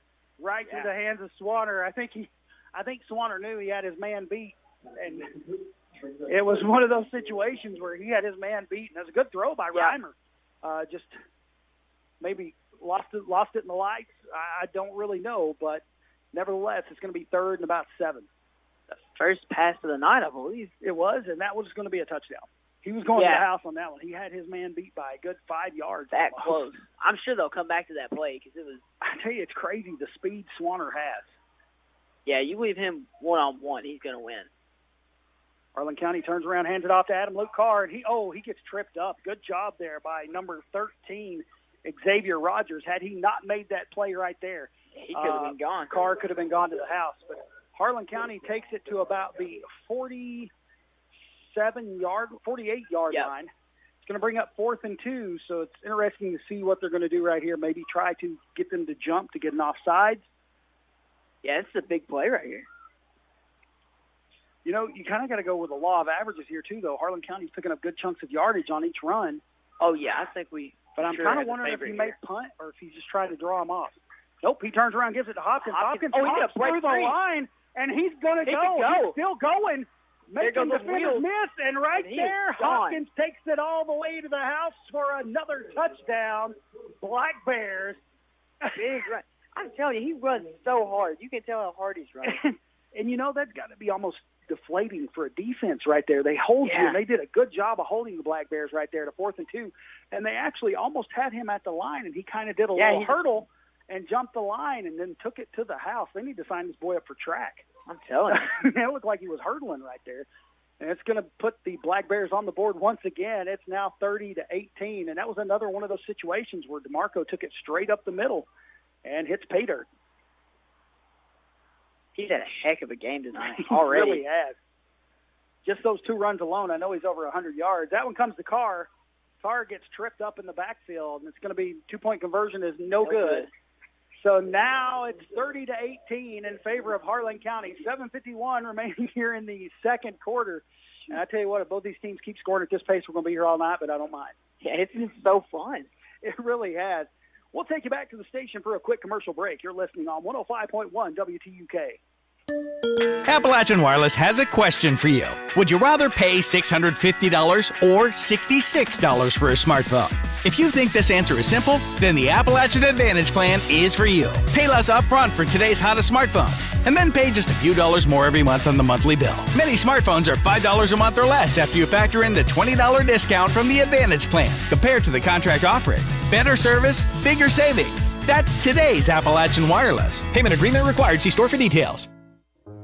Appalachian Community Care, LLC, and Dr. Levon Fleming Richardson, Ph.D., LPCC-S, NCC, LCADC, RPT, TCM, are now accepting new patients. They offer counseling and therapy services with medication-assisted treatment being the main goal of helping you on your recovery from addiction. Appalachian Community Care is located in the Harlan Professional Building, Suite 201, 100 Professional Lane in Harlan. Phone 573-6650 for an appointment at Appalachian Community Care, LLC. Welcome back to Pike County Central. That onside kick attempt is covered up by number 30, Isaac Blankenship. A good job by him right there because it squirted through that first wall of defenders there. And we're getting closer and closer each time. We really are. I feel like we'll recover one before the night's out. With this game right here, I believe anything is possible. I really do because we've seen some amazing football so far. Looks like the Hawks will start this drive from about the 43-yard line, so it'll be 1st and 10 for them. Got a wide out to the left. Same direct snap there to Matt Anderson, and he's going to be met in the backfield by 3 different Black Bears. Is that Cassim there? Big play by him. I believe that was Sergeant Cassim and Turner all in there on that tackle. Good job by those young men. Good pursuit. Potter was in there on that, along with looks like you had Jordan and Swanner were already over on that side as well. Swanner covers field so quickly. He's a really good Same safety. formation once again, but Matt Anderson goes in motion. They're looking to pass. He's dropped back. He's being pursued by the line. We better not over-pursue, and he's going to the sideline. He's going to be ran out of bounds. They're going to be run out of bounds. I can't tell where they're going to mark it at. Kind of hard to judge. Look, a little jaw in there. Yeah, we're lucky. We could have possibly got called for a late hit right there as they were trying to get him out of bounds. But I tell you what, Boykins is one of those players that's so elusive. You got to make sure he's out of bounds. I was about to say, you just have to make sure. after all of that on that play, there's only a gain of about 3, and that's going to bring up now 3rd and 7, but this is where we got burnt once before. So going to have to be careful right here. Going to have to do a good job of containing Boykins right here. Looked like they were trying to run a little bubble. Yeah, they were almost trying to do a little screen right there. Yeah. And it was a good job by our lineman getting through to break that up. It wasn't a bubble, it was a slip. Handoff here comes. Keep Boykins keeps it, and he's hit, Sargent's but got nobody takes him down. He finally goes down right across the 50-yard line. Looks like he makes it down. Looks like it's going to be marked right at the – trying to look where he's marking it. It's going to be marked right at the 48-yard line. So it's going to bring up 4th and very short. They may measure right here. I believe they're going to. The head referee calls time to measure. Tell you what, it's a good job. Sargent hit him hard at first, but I thought he was going to not get him because he bounced right off of Sargent. Tell you what, this young man's impressive to watch. He really is. He's a fun quarterback to watch. Like a young Michael Vick back in Michael Vick's prime. You know, how he would elude. Or Lamar. Or Lamar Jackson. Yeah, I know you're a Louisville fan. I mean, I won't hold that against you. Gotta support it. And they're just short. I'm telling you, it's like note card short. You could barely put a slit of paper in there. Yeah, that's crazy. Note card. So it's going to be a big stop right here. It's a big play as well. Huge play right here. You know, because this is one of those situations where a lot of Pike County Central's plays develop in the backfield and then they break free. So we're going because he plays in the shotgun. Harlan County is going to have to get some penetration here if they want to get a stop. This would be a huge stop right here with 6 minutes remaining in the half. Let's see what they'll do. Still in the shotgun. Looks like they're trying to draw for a jump. Yep. And they're going to looks like now they're going to call a timeout. Good job right there by the Black Bears holding firm, not jumping. Yep. And they're going to call a timeout and they're going to talk it over. So with that, we'll keep it right here. And we'll see if I've got any more score updates to pass along to you, and I'm sure I do because Paula does a great job of keeping me up to date on those. Middlesboro and Harlan score 14-6 right now. Middlesboro on top by 8. I think that's a lot closer game than a lot of people expected, and I told you I thought this could be a lot better game than what a lot of people thought. Paintsville and Knox Central. Paintsville's up 14-0 over Knox Central. That kind of shocks me right there. But, you know, Paintsville was favored, so – Bell is over Whitley now, 16-0. Bell's a team we're going to be facing. We're going to be facing them up at Log Mountain the last game of the season. So they're leading there at Whitley, 16-0. Corbin over Somerset, 24-0. Rockcastle's over South Laurel, 20-0.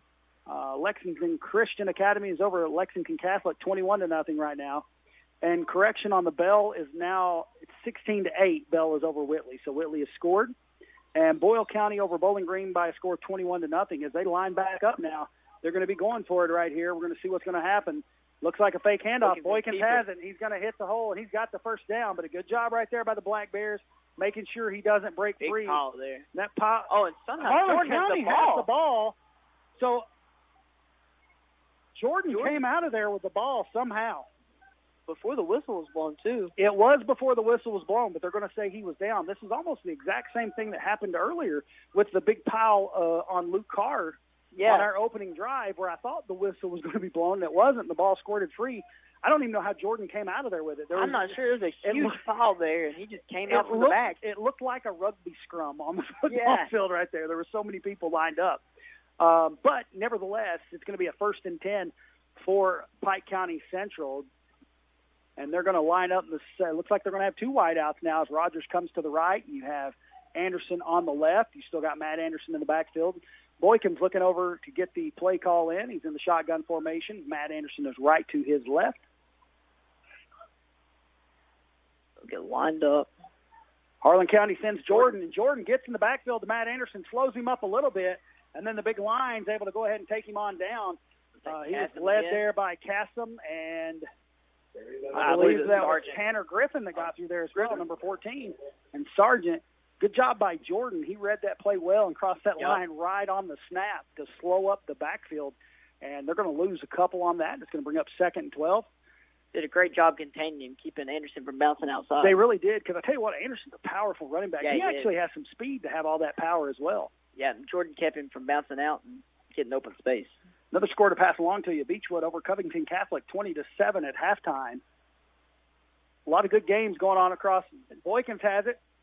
Someone jumps on his back right there at the line of scrimmage. Couldn't see who that was. Whoever it is, he's on the bottom of the pile. I'm trying to see who that was. That was Potter. Potter jumped right on him. Good job by Potter right there to slow him down and let the rest of the team come in and help. He's a fun player to watch. Potter's explosive on defense. Yeah, he will hit you. He plays mean. He doesn't play dirty. He plays mean, like he's mad all the time. Yeah. And it's going to bring up 3rd and 9 now. They have the ball right at about the 35-yard line. 2 running backs in the backfield, 2 wideouts to the left. And they're going to get us. We jump after we stayed so disciplined on that 4th down call. And now it's going to move the ball up 5 yards. It's going to bring up 3rd and 4.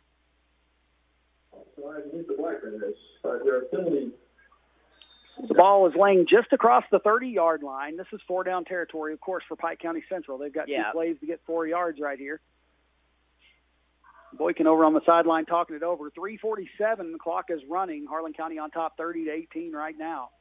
Been a great game so far, back and forth between these two clubs. Yes, it has. So fun, too. Still have Rogers and Anderson wide to the left already lined up. Going to have 2 backs in the backfield.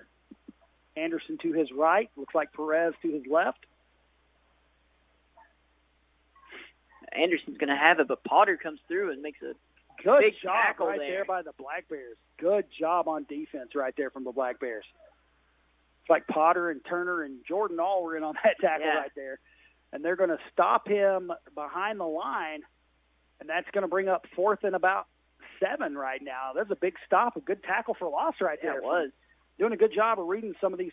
Like I said, Pike County Central, where they're in the shotgun formation, some of their plays take a little longer to develop, which is one thing that was kind of hurting us some last week against Knox County Central. It seemed like on a couple plays we had a couple times where it took a second for a play to develop, and Knox County did a good job of getting penetration. And we're doing the same thing right here against Pike County Central.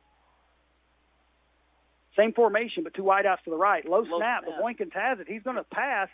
Pass is going to be incomplete.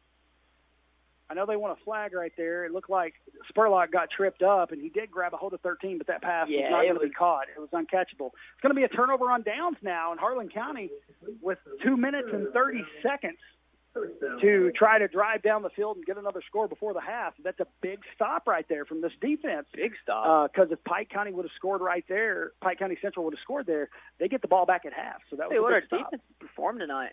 They really have. They've stepped up, and I think they're playing with a chip on their shoulder now. After the 3-game losing streak, they've got everyone back. They've got everyone pretty much healthy. Good job by them. And, with 2 minutes and 30 seconds on the board, we could have both teams score 3 times the way it's been tonight. Hopkins goes out, drops the ball. Pass was a little low, so it was kind of hard for him to get a handle on it. Ball was a little low. Hit him in the hands, but as I say, if it hits you in the hands, you got to catch it. But we don't need to place blame there. Let's just go out here and get a first down now. Second 10, that play was there. He was going to get some yardage off that. Had some room to work with. 2nd and 10 now. The first attempt we've seen thrown at Hopkins there. They tried, we've seen that screen before, and they picked up some nice little chunks of yardage off of it. Same formation, wide out to the left. They turn around, give it to Hopkins. He's going to get up probably past to the 36-yard line. A nice tackle there from behind by number 58, Zach Brooks. Nice hit from that young man. He's a junior here for the Hawks. So it's going to be now 3rd and about 7 for Harlan County as they gain about 3 right there. It's going to be interesting to see what we do here. See what they'll come out with. Swanner wide to the left. Looks like they've switched up and they have another defender on Swanner now. That's number 5, Kenson Childers, maybe somebody with a little more speed out there. Hopkins going back Handoff comes to Carr, and Carr finds a hole, and he's busted through, and he's going all the way. He can take it all. They are not going to catch him. He hit that seam, and good job. Look at Big Will Cassidy celebrating that. Waving that arm. And he should be. That was a good hole right there from the lineman. Our line's played awesome I think Will is just glad to be back after, having to set out a game from a concussion. But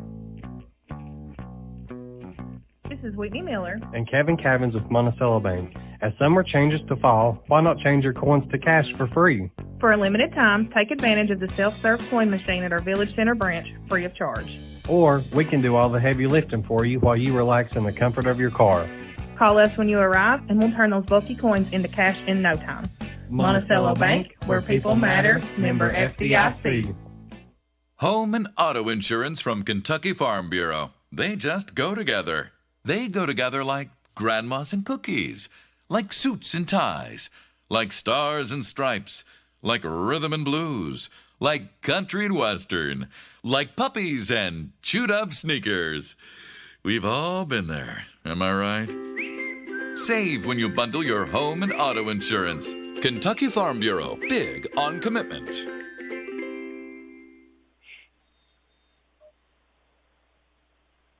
Welcome back to Pike County Central. It'll be first, and it looks like about 18 for the Hawks, and it looks like Boykins is going to keep it.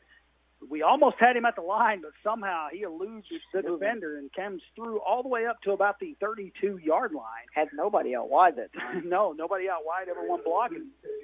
Nice little run there from the young man. He picks up probably about 6 of those yards back off that penalty, and it's going to bring up second and about 13. There's 54 seconds remaining here in the second quarter, where I'm hoping we can hold him here because you don't want him to break off another big run. No. We saw how quick he can strike and how quick he can score. So that clock is running. The big thing for Pike County Central right here, you just want to protect the ball. Yeah. Make sure you protect the ball. You don't want to. No turnovers. You got a wide out to the right. A lot of men on the line. Handoff comes to Matt Anderson. He takes it back to about the line of scrimmage.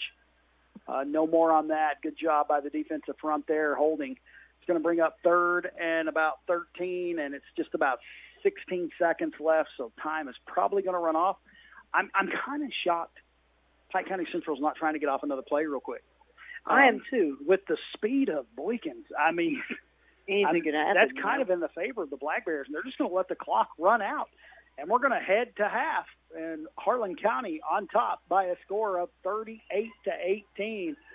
Man, it's been a great first half of action between both teams. So we'll take you back to the station for a commercial break, and then we'll be back for the Kentucky Farm Bureau score tracker in just a few minutes. You're listening on 105.1 WTUK. Smile. You're on Cricket. Get 4 lines of unlimited data for $100 a month, because when you get more phone, you have more fun. Smile. You're on Cricket. Get 4 lines of unlimited data for $100 a month, and let nothing stop you from scrolling, double tapping those cats, commenting on those baby pics. Save that yummy recipe, because when you get more phone, you have more fun. Smile. You're on Cricket. For just one affordable payment per month, you can have it all. Harlan Community TV's digital and HD TV, high-speed internet, and digital telephone services with expert installation and service by trained local technicians. Great television, superior internet and telephone service is available right here at home with HCTV. Get more communication information now at HCTV, 1st Street in Harlan, or call 573-2945. Harlan Community TV.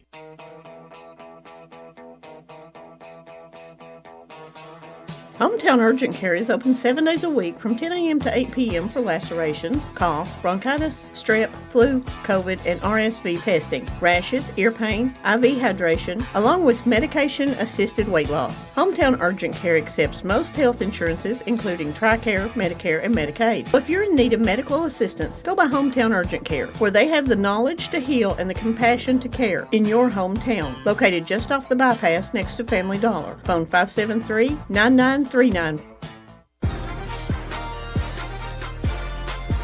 great schools: Black Mountain, Kaywood, Cumberland, Everts, Green Hills, James A. Kaywood, Ross Point, Wallens, Harlan County High School. They combine to provide you with an outstanding school district. The Harlan County Public Schools is educating all students with excellence in academics, arts, and athletics. Thank you for supporting Harlan County Schools. Judge Executive Dan Mosley, the Harlan County Fiscal Court, and Harlan County Recycling Center would like to wish all local teams good luck. We would like to thank the many students and school system employees who help us keep our county clean through litter control and recycling. Remember, the Recycling Center is open Monday through Friday 8 to 4 and on the first Saturday of each month. For more information, call 573-9423. Be a clean machine and keep our county clean. Hearthside Bank in Harlan is a proud supporter of Black Bear sports. This is Ron Frazier with Hearthside Bank, wanting to wish the Harlan County Black Bears good luck this season. Go Bears! Hearthside Bank with 2 Harlan locations, Village Center Mall and Cumberland Avenue downtown. Member FDIC.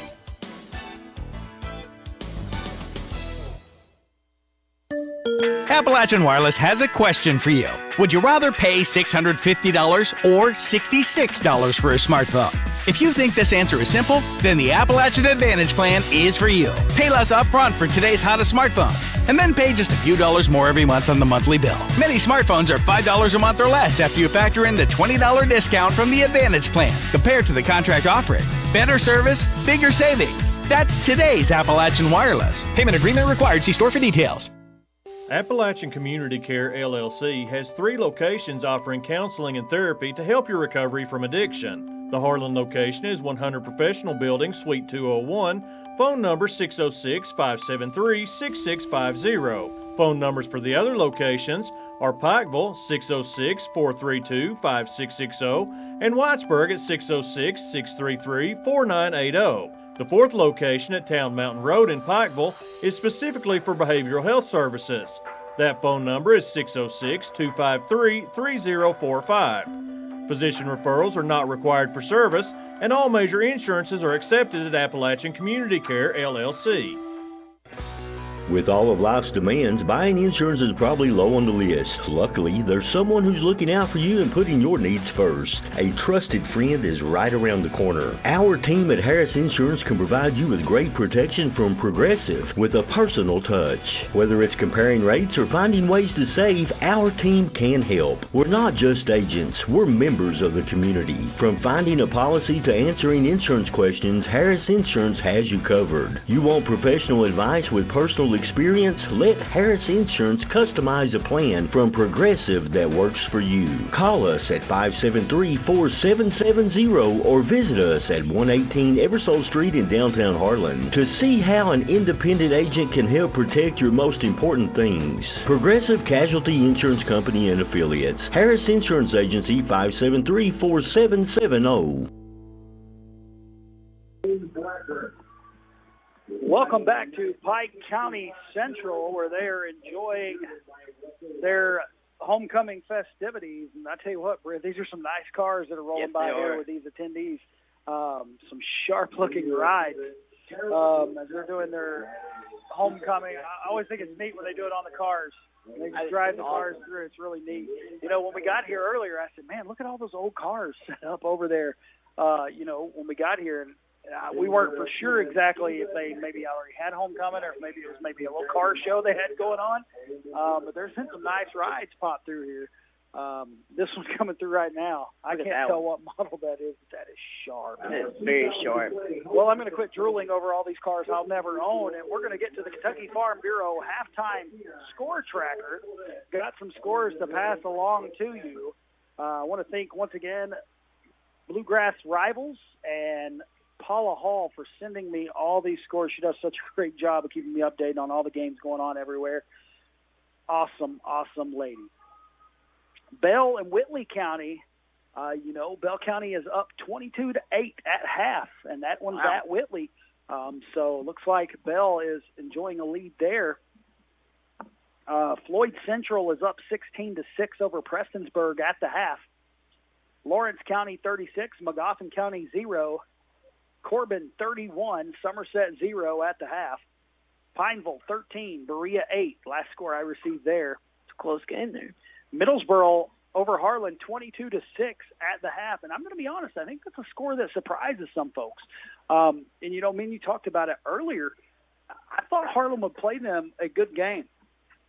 I thought Harlan would play a really good game against Middlesboro. Yeah. Coming off that big comeback win against Eastridge. And, you know, against Eastridge, they were down 22-0 at half, and they came back and won that game. Now, Middlesboro is a little better quality ball club probably than Eastridge, and that's not taking anything away from Eastridge. Middlesboro has played out of their mind this year. But Harlan is very much in that game. Yeah, it's a good game. Paintsville is up 14-0 over Knox Central. So Paintsville, you know, they were favored by 9 in that column that we looked at earlier. So they're holding true to that. Beechwood 20, Covington Catholic 7, Rockcastle County 27, South Laurel 0. At halftime, Boyle County up 21-0 over Bowling Green, and another halftime score for you: Paintsville 20, Knox Central 14. So Knox Central has came back in that game. So that the last score I had was 14-0, but it looks like Knox Central's making a little comeback, and it's now 20-14 at the half, with Paintsville now only up by a touchdown. And as it stands here at halftime, the score is 38-18 in favor of Harlan County High School. Britt, that first half of action, that was just crazy. I'm telling you, it was so fun. It was back and forth, and you know, we've seen huge plays on both sides of the ball. You know, Harlan County, they receive the opening kickoff. They come down. They're driving the ball, get it down to close to about probably about the 25-yard line, and the ball somehow pops free. They pick it up, take over, and they score. They made the first strike of the game. And after that, Harlan County, it's like they toughened up, and they tried to cut down on some of the big plays. They've done a good job of trying to contain that quarterback and his speed, because I'm telling you, man, Boykins is fast. Yes, he is. And then you have Matt Anderson that runs the ball well back there in the backfield with him. And, you know, it's interesting. You know, we're seeing some formations out of this club that we've not seen this year. So it's just been a back-and-forth battle. DeMarco Hopkins able to break off a couple huge runs for touchdowns. Luke Carr, not wanting to be outdone, he breaks off a huge run for a touchdown. Our running backs have just went off tonight. And, you know, and we all know they're capable of it. Every game that they come out, we know they're capable of running the ball. That's the bread and butter of this Black Bear football team, and they have shown it tonight. That when our line is creating those holes and they're filling those gaps and we're holding our blocks like we should, we can run the ball. Yeah, we can. And just like you were talking about before the game started, you know, it all depended on that line, and our line came in and answered it tonight. And it's almost a mental thing. You know what I'm saying? Because once you get rolling, everybody on the team kind of buys in, and this team, they're having fun tonight. You look out there and you see the smiles, and you saw after the big run by Luke Carr, Will Casson just running them arms down the field like they're having fun, and they're doing well. And you need that, you know? And it's infectious. When you get a team that's scoring and you get a team that's having fun, you better watch out, because once they're having fun, they're going to keep having fun. Yep. And, you know, we saw the big play capabilities from Jonas Swanner. Ran that one, you know, he's had 2 good kickoff returns. One of them he took all the way back to the 25-yard line right after, you know, Pike County Central came out and scored on that drive. He came right back and took the ball all the way back up to the 25-yard line to give us good field position again before we punched it in. And I believe on that possession is when DeMarco ran it in from about 13 out. But I'm telling you what, we've seen some huge runs. And I think part of that, too, is where people are so used to playing us for the run. They put so many people in the box. If you can get through that first line of defense, a lot of times your speed, it can take over, and you can go to the house with it, and that's really what we've lived off of here in this first half. Yeah, our running backs are good for breaking one tackle, so once they go through that line of scrimmage, I mean, they're gone. And, you know, the one that stands out to me is the one where DeMarco got hit kind of at the line. The fourth down play, right? Yeah, he just kind of hurdled the line. He was wanting to make sure he got that first down possession, and then it's just like he started high-stepping it all the way to the end zone. And, you know, when you see him running, man, he runs so hard. Just the way his arms swing and stuff, you can tell he's running so hard. He's got speed on it. It's the type of young man he is. I mean, I've sat and watched him work out. I've seen some of the videos from him working out. And even when he's working out, he doesn't cheat. You know what I mean? He works out hard, and he plays. You know, I've always heard you play the way you practice. Yep. If you want to loaf around and practice, you want to be a pansy in practice, you're going to be a pansy on the football field. You know what I'm saying? If you want to go hard in practice, you're going to go hard on the football field, and it shows that this team has really had a good week of practice. Yeah, They've they really have stepped it up here. You know, I got to tip my hat to the coaches, Coach McCreary, and all the other coaches on the team. You know, they came in here with a game plan, and it's working so far. Yeah, we looked good both sides of the ball. They really did. I mean, minus the big play strikes that we always, you know, that's one thing me and Coach McCreary were talking about today, that it's just we got to be careful of that. The big play can hurt us. Yeah. The big play can really hurt us. And it has a couple of times tonight, but the defense has really stepped up huge, got 1 4th down stop.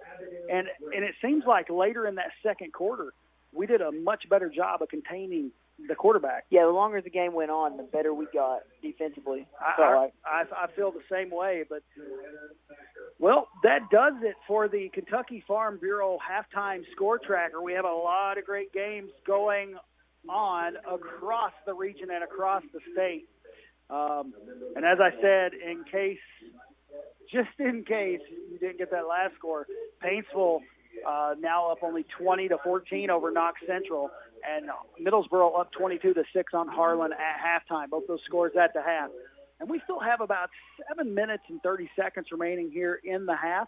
It's 38-18 in favor of Harlan County. The homecoming festivities still going on here for the Pike County Central Hawks. So we'll take you back to the station for a quick commercial break. You're listening on 105.1 WTUK.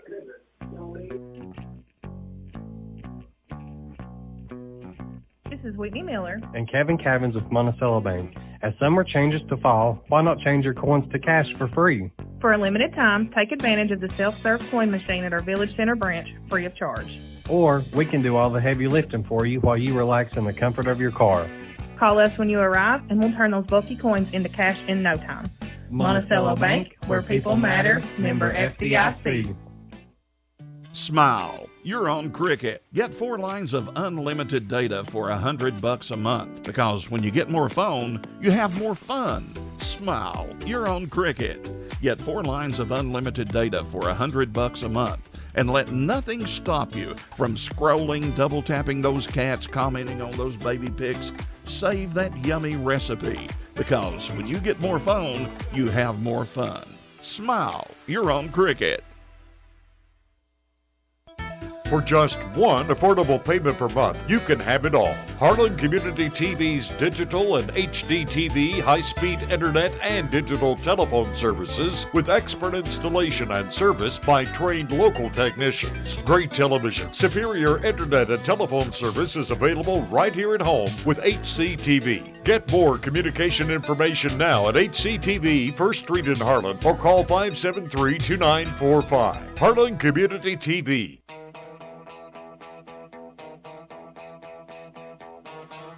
Hometown Urgent Care is open 7 days a week from 10 a.m. to 8 p.m. for lacerations, cough, bronchitis, strep, flu, COVID, and RSV testing, rashes, ear pain, IV hydration, along with medication-assisted weight loss. Hometown Urgent Care accepts most health insurances, including TRICARE, Medicare, and Medicaid. So if you're in need of medical assistance, go by Hometown Urgent Care, where they have the knowledge to heal and the compassion to care in your hometown. Located just off the bypass next to Family Dollar. Phone 573-9939. 9 great schools: Black Mountain, Kaywood, Cumberland, Everts, Green Hills, James A. Kaywood, Ross Point, Wallens, Harlan County High School. They combine to provide you with an outstanding school district. The Harlan County Public Schools is educating all students with excellence in academics, arts, and athletics. Thank you for supporting Harlan County Schools. Judge Executive Dan Mosley, the Harlan County Fiscal Court and Harlan County Recycling Center would like to wish all local teams good luck. We would like to thank the many students and school system employees who help us keep our county clean through litter control and recycling. Remember, the Recycling Center is open Monday through Friday 8 to 4 and on the first Saturday of each month. For more information, call 573-9423. Be a clean machine and keep our county clean. Hearthside Bank in Harlan is a proud supporter of Black Bear sports. This is Gary Henson with Hearthside Bank, wanting to wish the Harlan County Black Bears a fantastic season. Go Black Bears. Hearthside Bank with 2 Harlan locations, Village Center Mall and Cumberland Avenue downtown. Member FDIC.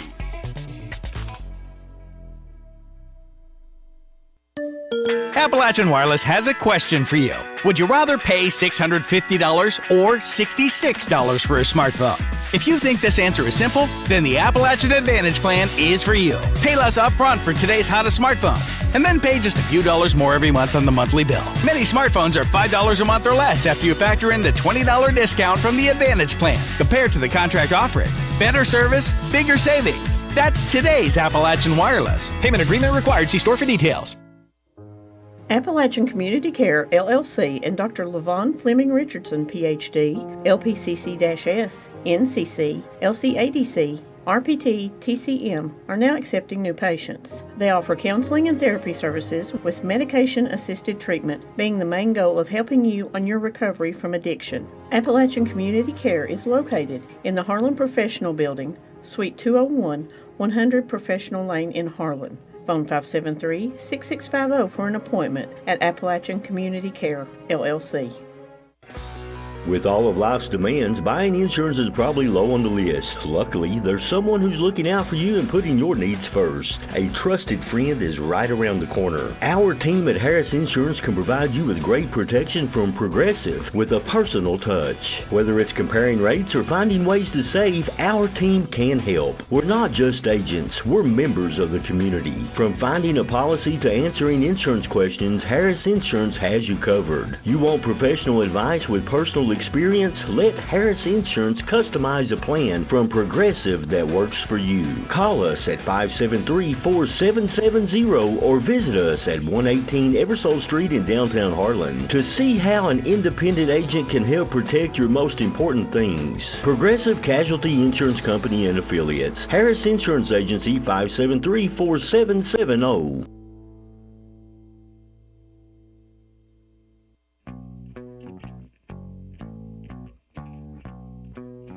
This is Whitney Miller and Kevin Cavins with Monticello Bank. As summer changes to fall, why not change your coins to cash for free? For a limited time, take advantage of the self-serve coin machine at our Village Center branch, free of charge. Or we can do all the heavy lifting for you while you relax in the comfort of your car. Call us when you arrive, and we'll turn those bulky coins into cash in no time. Monticello Bank, where people matter, member FDIC. Home and auto insurance from Kentucky Farm Bureau. They just go together. They go together like grandmas and cookies, like suits and ties, like stars and stripes, like rhythm and blues, like country and western, like puppies and chewed-up sneakers. We've all been there, am I right? Save when you bundle your home and auto insurance. Kentucky Farm Bureau, big on commitment. Smile. You're on Cricket. Get 4 lines of unlimited data for $100 a month, because when you get more phone, you have more fun. Smile. You're on Cricket. Get 4 lines of unlimited data for $100 a month, and let nothing stop you from scrolling, double tapping those cats, commenting on those baby pics. Save that yummy recipe, because when you get more phone, you have more fun. Smile. You're on Cricket. For just one affordable payment per month, you can have it all. Harlan Community TV's digital and HD TV, high-speed internet, and digital telephone services with expert installation and service by trained local technicians. Great television, superior internet and telephone service is available right here at home with HCTV. Get more communication information now at HCTV, 1st Street in Harlan, or call 573-2945. Harlan Community TV. Welcome back to Pike County Central, where the Harlan County Black Bears are on top 38-18. Another quick score to pass along to you, a district rival, Johnson Central. They are facing off against Rock Creek Christian Academy out of Maryland. And right now, that score, it is 7-6. Wow. And that's at halftime. So these two teams, great game. Sounds like a very good game. And, you know, it's always like that. It's either a defensive struggle or it's an offensive shootout like what we have here tonight. But that's another score for you from the Kentucky Farm Bureau halftime score tracker. And we are just about set to get the third quarter underway. We got about 2 minutes left. Time had run out. Halftime festivities are over. The homecoming queen has been announced. And we now have about 1:56 remaining. Britt, what do you look for here in the second half? I think another half of shootouts, man, just score after score. It's been so fun to watch this half. It really has, and Pike County Central will get the ball to begin the half. Do want to give a shout-out to Sean back at the station, controlling the board. Appreciate all he does, and kind of missing our cameraman tonight. Don't have Michael Scott to pester. And shout-out to him, too. Shout-out to Michael Scott. Love you, buddy. Listening. Thank you for listening. We appreciate each and every one of you for listening. And don't forget, not only can you catch us on the radio on 105.1, you can also go over to WTUKradio.com and pick us up on there. I've just decided to go ahead and start leaving off the 3 W's at the beginning because it is so hard to say 4 W's in a row, especially when you're tongue-tied. It's really hard to do. But we'll take you back to the station for one last commercial break. We got about a minute before the second half kicks off. We'll be back in just a minute on 105.1 WTUK.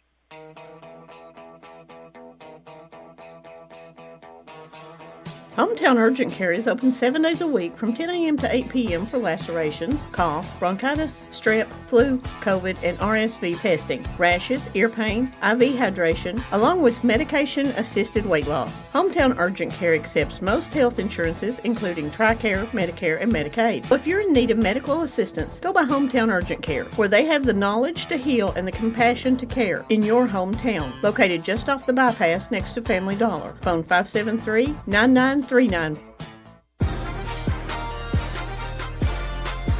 great schools: Black Mountain, Kaywood, Cumberland, Everts, Green Hills, James A. Kaywood, Ross Point, Wallens, Harlan County High School. They combine to provide you with an outstanding school district. The Harlan County Public Schools is educating all students with excellence in academics, arts, and athletics. Thank you for supporting Harlan County Schools. Judge Executive Dan Mosley, the Harlan County Fiscal Court and Harlan County Recycling Center would like to wish all local teams good luck. We would like to thank the many students and school system employees who help us keep our county clean through litter control and recycling. Remember, the Recycling Center is open Monday through Friday 8 to 4 and on the first Saturday of each month. For more information, call 573-9423. Be a clean machine and keep our county clean. Welcome back to Pike County Central. The kickoff is there, covered up by Blankenship once again. He's going to run with it. He's met by several Black Bear defenders, taken down finally right about the 42-yard line. So it'll be 1st and 10 for the Hawks at the 42-yard line. Excited for another half of football here. Yeah, I'll tell you what, it's been a shootout so far. Another score to pass along to you. Looks like Middlesboro scored once again, and it's now 30-6. Middlesboro over Harlan in the second half of action there. We'll get lined up here defensively. Once again, they're sending Rogers and Anderson out wide to the left. You've got the other Anderson and Perez in the backfield along with Boykins, one on either side of him. Low snap, but he hands it off there to Perez, and Perez is met immediately by, looks like Will Cassim and Sargent both. Nowhere really to go for him. Sargent with a blocker still made the play. That was good. Yeah, good job right there on defense. He gains maybe a yard, so it's going to be 2nd and 9 now. Harlan County doing a good job of containing the inside run, and that's where they burn us in that opening play. The quarterback got free right up the middle. Yeah, good to see some adjustment there. Once again, got 2 out wide left. Misdirection there. I honestly did not know who had that ball right there, but apparently our defense did. I thought he had handed it off to Perez as he came around the end, but he did not. He gave it to Anderson. And Harlan County reads it well. He may have gained another yard. Good start out defensively. Yes, good stand so far right here. It's now 3rd and about 8. They had the ball right on about the 45-yard line. Good job right here on this opening possession, the opening plays from our defense. They've done a good stand-up job here. 10:37 remaining in the second half. Score still the same, 38-18 in favor of Harlan County. Yeah, that same formation they've been in all series. Jordan going off the edge. They do a little pitch back around to the other Anderson, but Jordan is there, but he gets around Jordan, but then finally brought down from behind. A little misdirection there. Swanner got him from behind, but they pick up enough for a first down. That's the first little reverse we've seen like that. That was a good job by Anderson. The other Anderson, that was number 18, Kurt Anderson. To be a good-sized young man, he's got some speed. Yeah, he ran hard there. 6'1" senior, and he comes around the edge on that reverse. And I thought we were going to have him before he hit the line, but he was somehow able to get over there, and it's now 1st and 10. Pike County Central has it on about our 44-yard line. It's an interesting play there. I did not see that coming. No, I don't think any of us did. Handoff coming to Perez, and he's met right at the line. Good job there by Sargent and Griffin and Dakota Turner. Good job by them. You know, our front four, they're looking good tonight, they're doing really good on the front four of consuming the blockers so our linebackers can get free and really fill the gaps. And sometimes that's just the job of a defensive lineman. It's good to see. Loss of 1 right there. Brings up 2nd and 11. Back at the 45 now. Got a running back on either side, 2 wide outs to the left. Boykin's going to drop back. He's got a pass to his tight end. Nice one there from the tight end. He's going to get chased down, I think. Nope. They go for the strip. Sargent tried to strip him, and number 40 there, that is Billy Bush, a 6'5" tight end. He's a big boy. That's a big young man right there. Takes it all the way down. And, you know, he didn't have speed, but, man, he drugged some people down. Yeah, he was a load, man. A good play right there. Good hands, too, doesn't he? Yeah, he stuck one hand up, pulled that down with one hand. They just caught us off guard there with that play. I mean, like I said, they've had one TD pass all season long, and there they strike with another. So they're going to get the first score of the second half. It's now 38-24. They've made some adjustments at halftime too, and they're seeing they're getting some of the middle field opened up, and they're taking advantage. Changing it up a little bit, trying to throw the ball some. Boykins drops the snap, but then the middle opens wide up, and he runs right through the middle for the 2-point conversion. Got somebody. So it's now going to be 38-26, and they do have a player down. Does Pike County Central? That's number 57. I think it's Dalton Coleman. Is it 67? Yes, sir. Okay, that would be Sean May, one of the linemen down. So with 9:04 now remaining here in the third quarter, it's 38-26, a 12-point lead for Harlan County. They'll get the ball back when we come back in just a minute on 105.1 WTUK. Hearthside Bank in Harlan is a proud supporter of Black Bear sports. This is Ron Frazier with Hearthside Bank, wanting to wish the Harlan County Black Bears good luck this season. Go Bears! Hearthside Bank with 2 Harlan locations, Village Center Mall and Cumberland Avenue downtown. Member FDIC.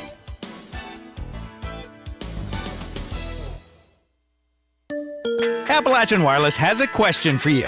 Would you rather pay $650 or $66 for a smartphone? If you think this answer is simple, then the Appalachian Advantage plan is for you. Pay less upfront for today's hottest smartphones, and then pay just a few dollars more every month on the monthly bill. Many smartphones are $5 a month or less after you factor in the $20 discount from the Advantage plan, compared to the contract offering. Better service, bigger savings. That's today's Appalachian Wireless. Payment agreement required. See store for details. Appalachian Community Care LLC has 3 locations offering counseling and therapy to help your recovery from addiction. The Harlan location is 100 Professional Building, Suite 201, phone number 606-573-6650. Phone numbers for the other locations are Pikeville 606-432-5660 and Whitesburg at 606-633-4980. The 4th location at Town Mountain Road in Pikeville is specifically for behavioral health services. That phone number is 606-253-3045. Physician referrals are not required for service, and all major insurances are accepted at Appalachian Community Care, LLC. Welcome back to Pike County Central. Good to see that young man get up and walk off the field there. Scared me for a minute. I thought he may have got rolled up on, looked like maybe a knee injury, but he was able to walk off the field, so that's good to see. But with 9:04 remaining here in the third quarter, Pike County Central strikes first with a nice touchdown pass to the tight end, and this is now 38-26 in favor of Harlan County. Here comes the kickoff from the Hawks. They kick it toward the sideline. It rolls out of bounds and hits the 40-yard line marker, knocks it over. I mean, if he was bowling, that would be a strike. Some other scores to pass along to you real quick. Beechwood on top of Covington Catholic by a score of 27-7. Bell County now leads Whitley County with 8:15 left in the third quarter. They're up 28-8. Pikeville at halftime up over Belfry 22-0. Johnson Central up now 14-6 over Rock Creek Christian Academy. And Whitley County has scored once again. It's now 28-14 in Whitley County. Bell leads there. So they came back and struck quickly. Now there's 7:29 left in the third. Sounds like a lot of good football all around. Harlan County now lines up same formation, wide out to the right, 3 men in the backfield. He turns around, hands it to Hopkins. He does a little dance at the line, pushes his way forward all the way across midfield. We've still got blocking going on over there on the right side. Yeah, that's the one good thing about our line, man. They do not quit. They're doing what I said they need to do. They're following the blocks all the way through tonight, and it's really making a difference. Nice little chunk of yards there from Hopkins. 5-yard gain. It's now 2nd and 5 as we get into Hawk territory. The ball on the 48-yard line. Wind up just to play a little bit. 3 men in the backfield still. One wide out to the right. He turns around, pitches to Hopkins. It's going to be a sweep, and Hopkins hits the hole. Cuts back, and good block downfield right there by Josh Sargent. Looks like he's going to finally be ran out of bounds, maybe close to the 10-yard line. Yeah. Man, when he gets that full head of steam, he's dangerous. And he honestly, to be as big and athletic as he is, he's so agile as well. He can make cuts. They did a good job cutting it back there, and Josh Sargent led him with a good block. Good blocking downfield there from the Black Bears. Mm-hmm. I'm just so shocked to see how fast Hopkins is, you know. We don't really get to see that a whole lot. Well, and a lot of people do not realize that with Hopkins. You know, they think of him more as a power back. Yeah. He has some speed. And he takes it. It's right at about the 10-yard line, maybe just inside the 10-yard line. It's going to be 1st and goal now for the Black Bears. Swanner out on the left side, out wide. Reimer lines up under center, turns around, hands it to Luke Carr, and he gets tripped up. Can't tell where. Somebody's helmet pops off there. Yeah. Like Harlan County. Yeah, I don't like seeing that because that's exactly what happened when Will Casson got that concussion. Connor Blevins. He'll come out for a play. Looks like he took the ball. I can't really tell where it's spotted from here. It's hard to see from here. Looks like he got a couple yards. Yeah, I'm thinking he may have got about 5. It looks like it may be. Well, no, it's more about on the 6. It's going to be 2nd and 6. It's really hard to tell from the angle we're at. He had a good burst of speed through the hole, and then it just got tripped. Got tripped up. Turns around, hands the ball to Hopkins. He's just going to blast his way through and drag people into the end zone. Touchdown for Harlan County as Hopkins just bulling a China play. You know, we talk about his speed, and there we see the power. Yeah. He just kind of bullies his way into the end zone for the score. He's showing us it all tonight, isn't he? And he really is. He's showing the diversity that he has as a running back. I mean, he's a young man that I can see going to play in the fall next year at a college somewhere. Yeah, for sure. Harlan County in the huddle, going to go for the 2-point conversion.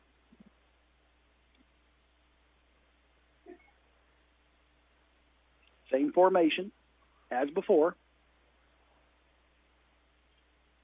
Hand off to Carr. He's going to go through untouched. Good lead block there from Hopkins. And the front lineman, good job by our offensive lineman as Harlan County strikes back. It's now 46-26 with 7:30 remaining here in the third quarter. Already 2 scores, one both ways to open this half. It's what we expected. Yep, same thing as the first half, but as it stands, 7:30 left here in the third quarter. Harlan County on top, 46-26. We'll take you back to the station for a quick commercial break. You're listening on 105.1 WTUK. With all of life's demands, buying insurance is probably low on the list. Luckily, there's someone who's looking out for you and putting your needs first. A trusted friend is right around the corner. Our team at Harris Insurance can provide you with great protection from Progressive with a personal touch. Whether it's comparing rates or finding ways to save, our team can help. We're not just agents, we're members of the community. From finding a policy to answering insurance questions, Harris Insurance has you covered. You want professional advice with personal experience? Let Harris Insurance customize a plan from Progressive that works for you. Call us at 573-4770 or visit us at 118 Eversole Street in downtown Harlan to see how an independent agent can help protect your most important things. Progressive Casualty Insurance Company and Affiliates. Harris Insurance Agency, 573-4770.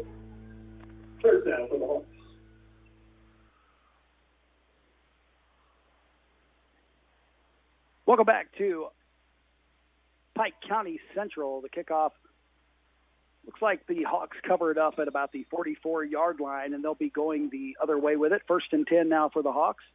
You know, Harlan County came out and did a good job of stopping the run there in the beginning, and then the Hawks switched to a little passing scheme and hit their tight end who snagged that ball out of the air. I mean, it was a pretty cool catch for a touchdown.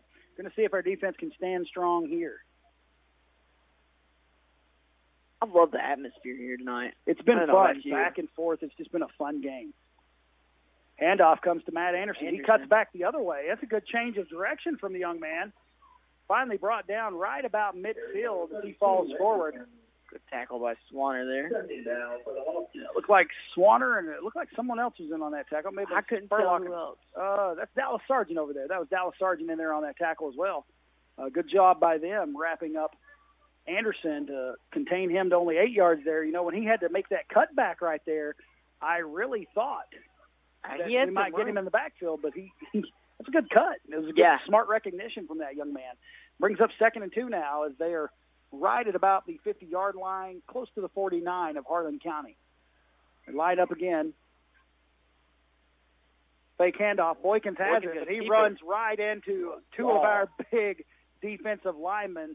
That was Connor Blevins and Big Ethan Shepard there on that tackle. Good. They got a good push. Just like you were saying right earlier there on that front. Our D-line has really stepped up.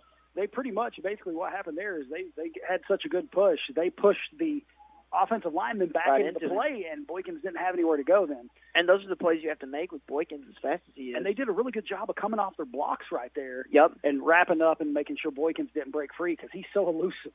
Yeah, they just crashed right in. Now 3rd and 6, back over into Pike Central territory on about the 48-yard line. See what they're going to do here. Two receivers. Boykins looks like he's going to follow his blockers, and he's looking for somewhere to go. He breaks free, but then finally brought down from behind. Looks like another lineman stepped up and got him. I believe that was Connor Blevins once again that comes back and tackles him before he can. It's going to be close to a first down. The spot of the ball is right at about the – it looks like it's right at about the 46-yard line. They're going to give him the first down. It's going to be 1st and 10. I thought it was really hard to judge from up here. Yeah. Until they spot that ball where it's going to be. I thought they held him just a wee bit short. Yeah, I thought it was inches again. The note card. So another score to pass along to you. Pikeville 22, Belfry 0. So Pikeville over Belfry by a score of 22-0. Boyle County 24, Bowling Green 0. Handoff. They do another little switch back here, and Rogers has it going the other way. Number 13, a good open field tackle right there. I couldn't tell if that was Swanner or Potter on that one. I'm looking. Everybody was 13. Xavier Rogers. That was Yeah, it was Swanner. No, I don't. Yeah, that was Swanner. I'm getting old, and I can't see these numbers from far away. It was Swanner. So good open field tackle by him. They have it now at the 40-yard line. It's 2nd and about 4. 4:37 remaining here in the third quarter. Harlan County still with a 20-point lead, 46-26. Luke Carr comes into the game. Rogers goes in motion. Now Anderson has it, and he's met by Jordan. Jordan slips, and Anderson pops to the outside. They're trying to tackle low. Very smart against a man as strong as Anderson. And he takes it down to the 30-yard line. That's going to be a 1st and 10 for the Pike Central Hawks now at the 30-yard line. 4:20 remaining. They're moving the chains. Time is now winding. You know, as big as Anderson is, he is shifty, you know. He really is. He does a good job. And I understand why Harlan County's trying to tackle him low because he's so strong. Yeah, you can't tackle him up top. He can shake you off. Another score to pass along to you. Corbin up 45-0 over Somerset in the third quarter. Bell County 36, Whitley County 14 with 5:32 left in the third. Boykins holds it, and he tries to flip it. There's a fumble on the play. Rogers gets it. Awesome job by Sargent to recognize that he was in trouble right there. Looked like he was trying to run a little RPO there. Just couldn't. Yeah, he was trying to do a little option right there and trying to pitch it, and he didn't work. I couldn't tell who that was from Harlan County that got to him quickly right there. I didn't see what number that was, but Boykins, before he could get rid of the ball, Harlan County had him wrapped up, and he tried to pitch it anyway. The ball squirted free. And Rogers picked it up, but Sargent was right there, and that's going to be about a 12-yard loss on the play. So that's going to bring up second and about 22 here. They're all the way back now at the 42-yard line. Big play by the defense there. They're trying to make Harlan County jump. Harlan County almost jumped, but they're able to hold tight. Stay strong. Looking for the play clock. Play clock drop back. He passes it out to Anderson. Anderson's got some room now. He got some blocks. Stiff arm. And he's going to be Jordan tried to strip him from behind, and Anderson, just with his upper body strength, holds on to the ball, takes it into the end zone. So after a 12-yard loss, they break off a little 42-yard screen pass. And Pike County Central, once again, strikes with a big play, and it's now 46-32 in favor of Harlan County. This is just back and forth. I'm telling you, man. It's a fun game. It's just so fun to watch. Just when Harlan County gives himself a little breathing room, Pike County Central, they just come down both teams just continue to fight. That's what makes it so fun. It's a fun game. They're going to line up and go for two. Anderson already lined up over on the left side, wide out to the left. This is going to be a big play right here, this two-point conversion, because if Harlan County can stop them, they'll be up by 14. Just as we were talking about earlier, these two-point conversions. Flag on the play. Not sure what the call is going to be here. I think maybe a delay of game. Or too many men on the field. I did not see the signal from the referee. I have a wall blocking him from me, but that's going to back him up 5 yards, which almost, when you give Pike County Central more room, they become a little more dangerous. They do an awesome job on these cutbacks. And, they've been doing a good job of blocking downfield here, too. Yes, they have. Both offenses have been amazing tonight. And it's really not taking anything away from the defenses. No, the offense is amazing. Both defenses have held strong on some plays, and all of a sudden a big play just breaks free. Yeah. Snap comes to Boykins. He's looking for the pass, and the defender falls down, and so does the looks like both of them fell down. I think that was Spurlock. Actually, the offensive player fell first, and then Spurlock tripped over him. I think they both slipped, and this is one of the only grass fields that Harlan County will play on this year, and that may have caused some of the slipping right there. Yeah. But so the two-point conversion is no good, and with 2:40 remaining here in the third quarter, Harlan County on top by a score of 46-32. We'll take you back to the station for a quick commercial break. You're listening on 105.1 WTUK.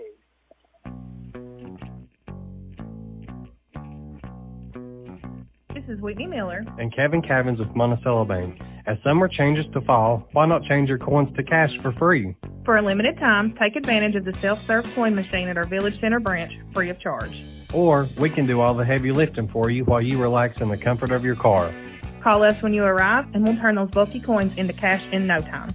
Monticello Bank, where people matter, member FDIC.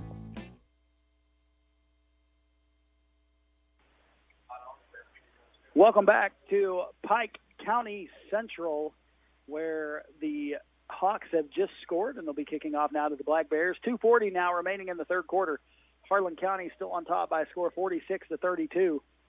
We were just talking during the break. By the time this is over, it could be like 60-50, 70-60. I'm telling you. Big offensive game from both teams.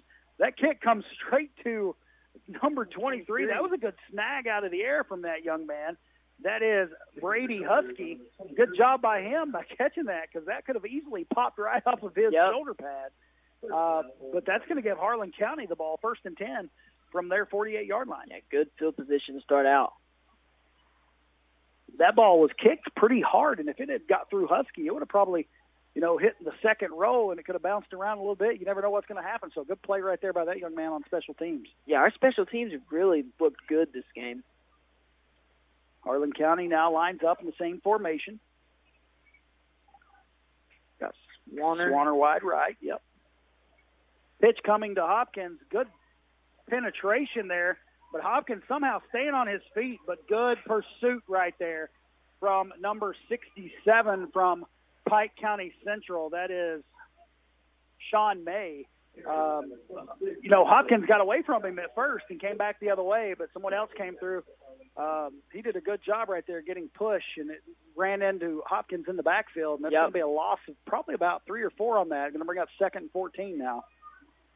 Looked like it was going to be a big positive gain, too. It really did, because he had an open field there to the right, but that good push by that defensive line right there caused that tackle for loss. Hand off to Hopkins once again. He now has a little running room, and he's going to keep going. Up. Good job by Rogers right there for the Hawks, keeping low. I don't know how he did that. It looked like he was down. Somehow he just popped back up. It's almost like he sat on his shoulder pad and got back up and kept running. Takes it out to about the 50-yard line. So now it's a 3rd and about 8 for Harlan County. This is a big series right here. If Pike County Central can get a stop right here, it can change the momentum and the dynamic of this game with just 1:22 remaining here in the 3rd quarter. Swanner wide to the left, playing the short side of the field. I'm waiting for them to throw it to him again. Turns around, gives the ball to Carr. Carr has some room. Good block by Hopkins. Hopkins just blocked Rogers all the way over into the and he can take it. And Carr takes it all the way down to the end zone. I could not tell if he got in or not. I do not see a signal. Looks like they're going to make it a little short. Looks like he may be a little shaken up on the play. Looks like they're marking him right about the goal line. It's really hard to tell from this side. Yeah. I honestly thought, Hopkins was a good block by him, ran his defender all the way out of bounds. Swanner came back and made a good block. Good blocking downfield. And that's something we talked about that we have to continue to do is block downfield. Don't stop and watch the play. Block downfield. So we've executed that all night. Harlan now is going to have it 1st and goal from inside the 1-yard line. I mean, I don't think you could be any closer. Maybe from about the 2. I can't really tell. He was close. It's hard to tell. That's on the opposite end of the field from us, and we're over here at the 40-yard line for Harlan County. So I honestly thought he was down about the 30, and somehow he popped free and just kept going. Good run there by Luke Carr. See if we can punch it in right here. Reimer gives it to Hopkins. Hopkins going to push his way through. I can't tell a signal. Touchdown. Signal from the side judge. Another touchdown there for Hopkins. And that puts 6 more on the board for Harlan County. It's now back to 52-32 in favor of the Black Bears. And we'll line up to go for 2. Awesome night by our offense, man. I tell you what, man, our running backs have really shown up tonight. Yes, I tell you what, I'm giving credit to that offensive line. Those big hogs down there on the line doing the work. holes they made, though. Yeah, and I got to give credit to our backs out of the backfield and our wide receivers for the blocking they've done downfield as well. It's really kept some of these plays alive. That's one thing I love about the backs. They will block for each other. And it's really they don't care to share the ball. Yeah. And it shows on the stat sheet. This handoff to Hopkins, he's got nowhere to go there as Pike County Central gets some good penetration. It's going to be no good. 2-point conversion's no good, so we're right back to where we were at halftime, a 20-point lead for Harlan County. The score is now 52-32 in favor of the Black Bears. 25.7 seconds remaining in the 3rd quarter. We'll take you back to the station for a quick commercial break. You're listening on 105.1 WTUK. Smile. You're on Cricket. Get 4 lines of unlimited data for $100 a month. Because when you get more phone, you have more fun. Smile. You're on Cricket. Get 4 lines of unlimited data for $100 a month. And let nothing stop you from scrolling, double tapping those cats, commenting on those baby pics. Save that yummy recipe. Because when you get more phone, you have more fun. Smile. You're on Cricket. For just one affordable payment per month, you can have it all. Harlan Community TV's digital and HD TV, high-speed internet, and digital telephone services with expert installation and service by trained local technicians. Great television, superior internet and telephone service is available right here at home with HCTV. Get more communication information now at HCTV, 1st Street in Harlan, or call 573-2945. Harlan Community TV. Welcome back to Pike County Central, home of the Hawks, and Harlan County High School set to kick off here. Enjoying a 52-32 lead here in the third quarter. Man, that was a sharp kick that goes right out of bounds. It almost took off the lady's head down there taking pictures. I mean, that was a line drive kick. Sails out of bounds, so Pike County Central will take over on the 35-yard line, 1st and 10 for them. 25.7 seconds remaining here at the third quarter. Once again, we come out here in the second half, and it's just, once again, back and forth. It's like a heavyweight fight. Just who's going to be standing at the end? Yeah, it's been so fun. Again, just so fun to watch. And just seeing the team having a good time. That's the best thing about it. Just seeing these guys have such a fun time playing football. That's what it's all about. Well, we got to wipe the smiles off our faces and play some defense here as they send a wide out, wide to the left. Once again, has that blocker over here on the right side. Hands the ball off to Anderson. He's going to run right to the middle. There's really not much room there anywhere for him to go. And he probably picks up about 2 on that play. Not a bad run from the young man. He didn't really have anywhere to go. It was really congested right through the middle. Yeah, good swallow by Ethan Shepard there. It'll be 2nd and 8 now for the Black Bears. Or, I'm sorry, 2nd and 8 for the Hawks. And with that, the time expires, and you can't see them, but we see them. The Black Bears coming off the field, holding the 4s up. We're heading to the fourth quarter. We'll take you back to the station for a quick commercial break. You're listening and, well, not watching. You're just listening on 105.1 WTUK.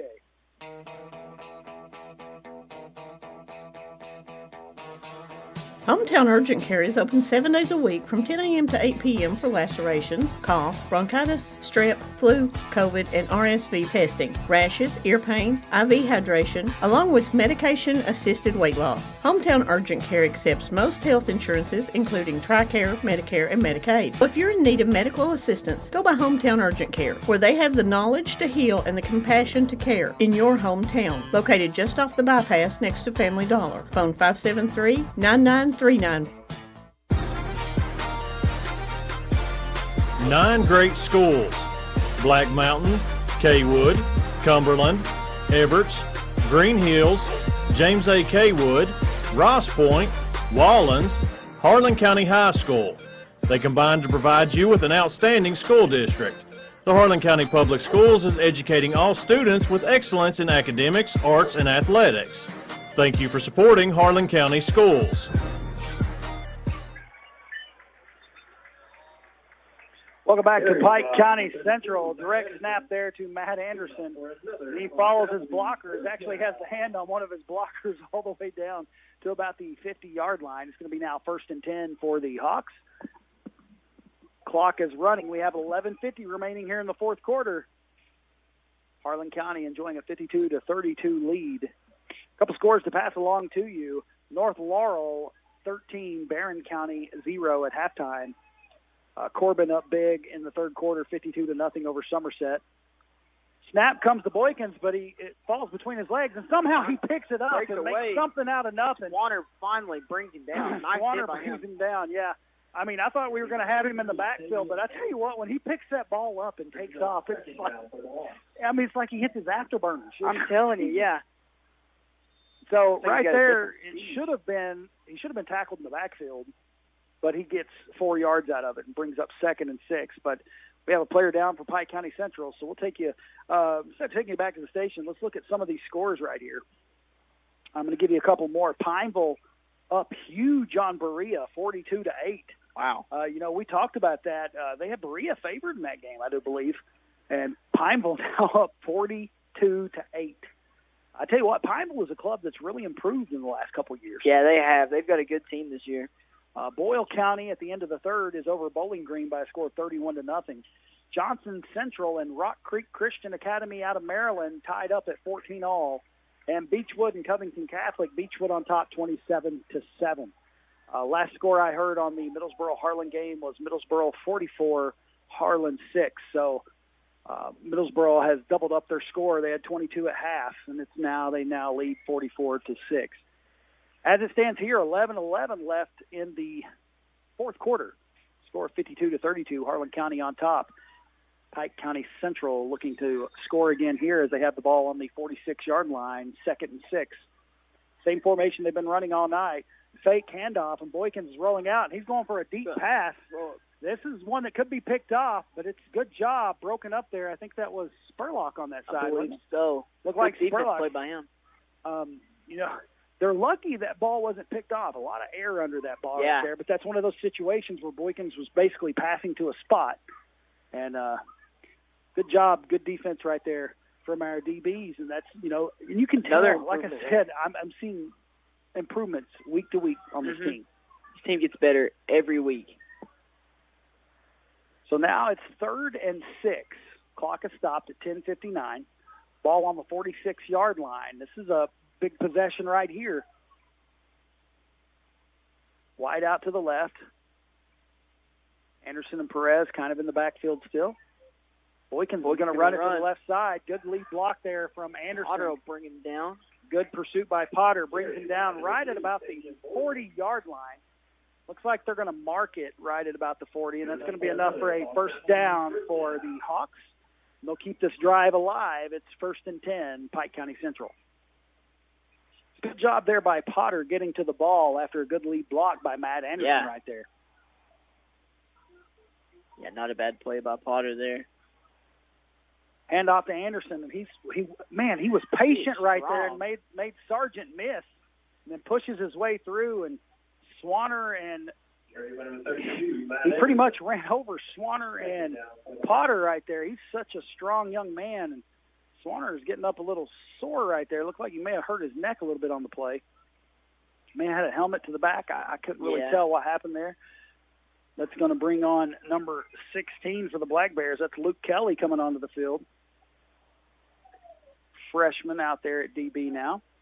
Another young man with a lot of speed is Luke Kelly. I remember watching him last year playing on that middle school team. Harlan County has a lot of young talent.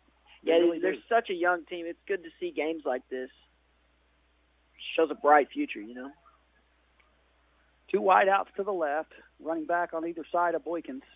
Anderson goes in motion. They hand it off to Perez, but the lineman did a good job there of getting a push, and they pushed the offensive line right into the backfield into Perez. Good sportsmanship right there as Will Cassim helps up number 70. That's Connor Gillum. It's going to be 3rd and about 8 now. 9:20 remaining here in this quarter. This has been one of the longest drives I think we've had.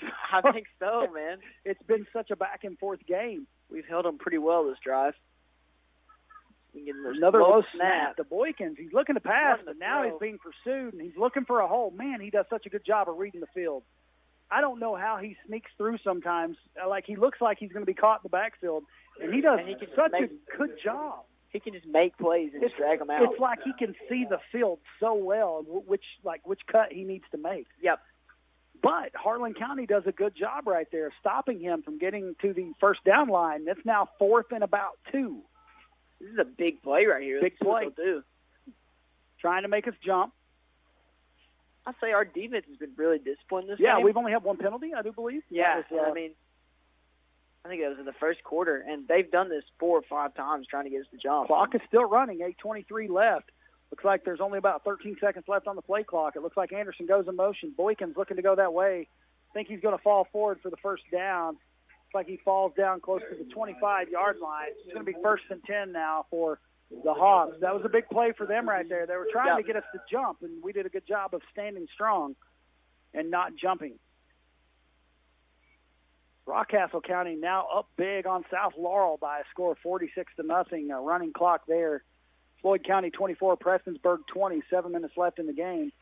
Boykins looking to pass. Man, he's lucky that one wasn't picked off. Spurlock tried to get his hand out there, but did not. Good to see Swanner back on the field. Final out of Corbin I believe that game was at Corbin.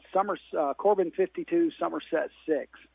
That's a final there. I don't think that score really shocks anyone. Corbin is a tough team to beat this year. Yes, they are. 7:58. You know, time is something that's really not on the side of Pike County Central right now. It is not. Being down 3 scores. You know, it seemed kind of slow, but the game has just, with all the fun, it's been pretty quick, you know. Went by quick. Boykins holds on to it, making people miss once again.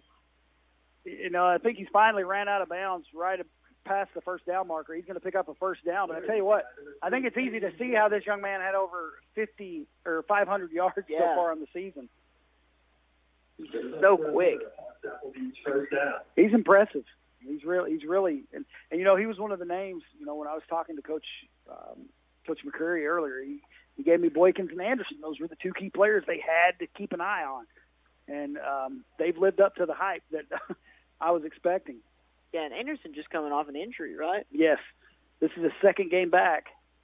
Anderson now, speak of the devil, there he is. He's going to take it down, barrel his way down. Looks like he got maybe inside the 5, maybe shaken up a little bit on that play. Harlan County has been trying to hit low because he's so strong. It's been a physical game, you know. I just really hope it's not re-aggravated injury of any kind for that young man, because he's a good football player. And he's a junior this year, but I tell you what, he could have a heck of a season. But with him down right now, player down on the field, we'll take you back to the station for a quick commercial break. You're listening on 105.1 WTUK. Judge Executive Dan Mosley, the Harlan County Fiscal Court, and Harlan County Recycling Center would like to wish all local teams good luck. We would like to thank the many students and school system employees who help us keep our county clean through litter control and recycling. Remember, the Recycling Center is open Monday through Friday 8 to 4 and on the first Saturday of each month. For more information, call 573-9423. Be a clean machine and keep our county clean. Hearthside Bank in Harlan is a proud supporter of Black Bear sports. This is Gary Henson with Hearthside Bank, wanting to wish the Harlan County Black Bears a fantastic season. Go Black Bears. Hearthside Bank with 2 Harlan locations, Village Center Mall and Cumberland Avenue downtown. Member FDIC.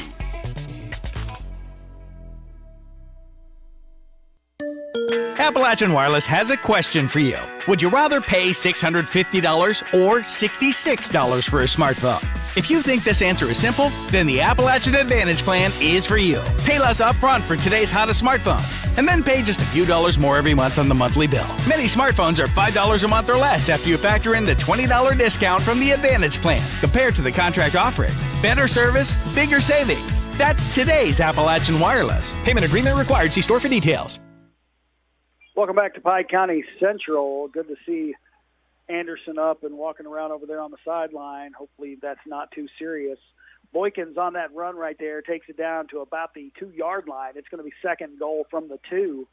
And I tell you what, that really hurts the Hawks right there, losing Anderson, because he gives another great option there in the backfield, and he's a strong running back. Had a heck of a game tonight, too. He really has. We'll hold on that play. Lined up in the goal line. Boykins looks like he was going to hand it off to Perez. That was a good fake right there, because I was watching Perez, and Boykins takes it onto the end zone. Touchdown for Pike County Central. So the Hawks get on the board once again with 6:39 remaining here in the fourth quarter. That's going to make it a score of 52-38. Harlan County now on top by 14. Another big 2-point conversion try here for the Hawks. That was a good fake right there. I'm telling you, I was watching Perez all the way on that. I honestly thought he'd dropped the ball for a second. Good fake. See what they'll come out with. Lining up to go for 2. Same formation they've had. Boykins has it. Looks like he's doing a little pass over. Nice play right there. I could not see who that was. He came out of nowhere.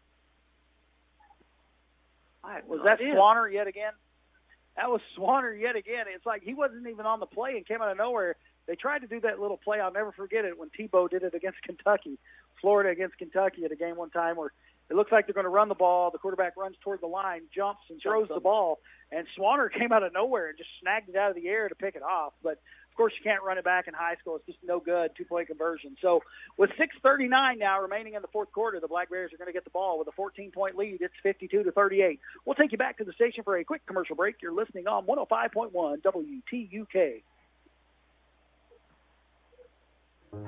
Appalachian Community Care, LLC, and Dr. Levon Fleming Richardson, Ph.D., LPCC-S, NCC, LCADC, RPT, TCM, are now accepting new patients. They offer counseling and therapy services with medication-assisted treatment being the main goal of helping you on your recovery from addiction. Appalachian Community Care is located in the Harlan Professional Building, Suite 201, 100 Professional Lane in Harlan. Phone 573-6650 for an appointment at Appalachian Community Care, LLC. Welcome back to Pike County Central. Mark Lawson along with Britt Lawson. Great football action here this evening, Britt. Yes, it has been. It's been so fun. Pike County Central just scored, and it is now 52-38 in favor of Harlan County. I'm looking for maybe to try a little onside kick there, and they do. It gets through to the back man. He scoops it up, and he's going to run with it. Nice trip up there. That was Swanner that had picked it up. So good job by that young man. I didn't see what number it was. Got his hand on Swanner's leg and took him down at about the 45-yard line. Because I'm going to be honest, if Swanner got through that arm right there, he had some gaps. Yeah, I was about to say, Swanner had a lot of room other than that guy right there. So Harlan County now with the ball, 6:36 left, two-score lead. I think we're just going to keep the ground and pound going. Yeah, I think that's the best thing to do. It's been working all game. I think you're going to get a heavy dose of a little Hopkins-Carr combo right here. Gotta love it. Swanner wide to the right. Turns around, hands the ball off to Hopkins. He's headed the line. Fumble, but Reimer covers it back up. Got another play by Reimer there to cover it back up.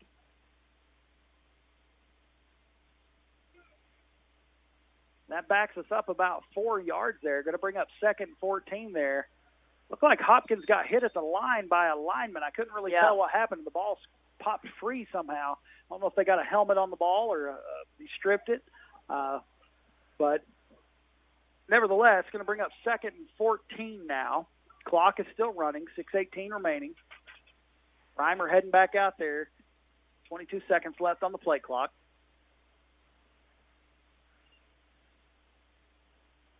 Okay. Coming out, lining up. Swanner going wide to the left. Once again, you got Hopkins, Carr, and I think Sargent's in there right now at fullback. I believe so. Hopkins with the ball. He hits a hole, and he's got some room, and he turns on the speed. They're going to get a hold right here against us. Swanner was trying to get a block right there. Hopkins takes it to the house, but they are going to get Swanner for a hold. That was going to be another big touchdown run for Hopkins of over 50 yards, and it's going to come back.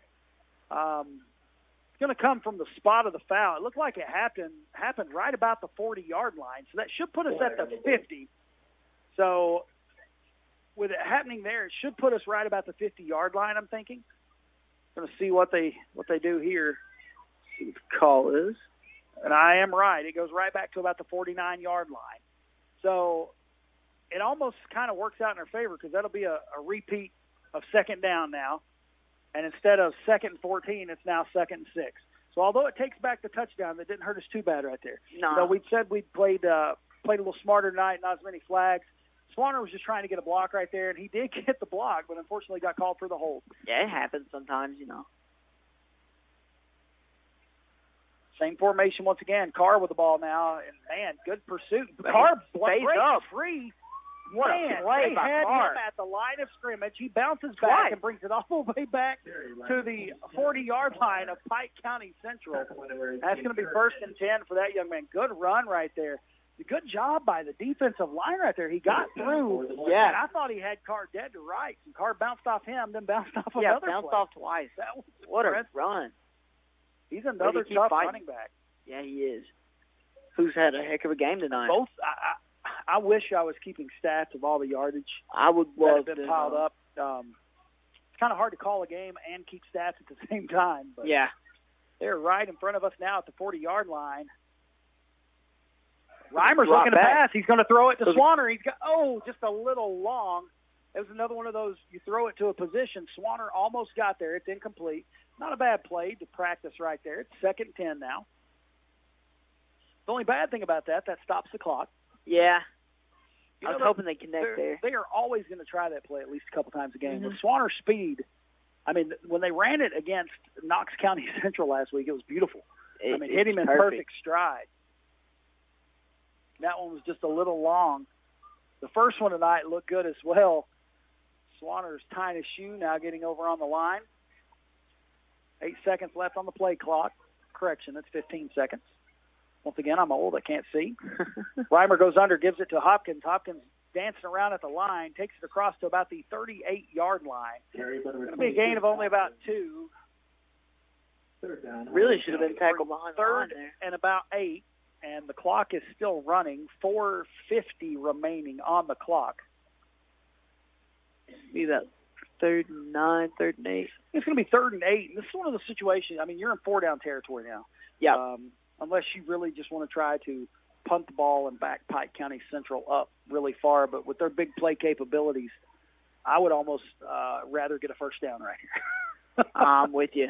I don't think there's any reason to punt. Reimer under center. Turns around, hands it off to Carr. He jumps some folks at the line and keeps pushing his way forward. Ball comes loose. I think Sargent fell back on it, and we're going to get a break right there because there were 2 defenders right there.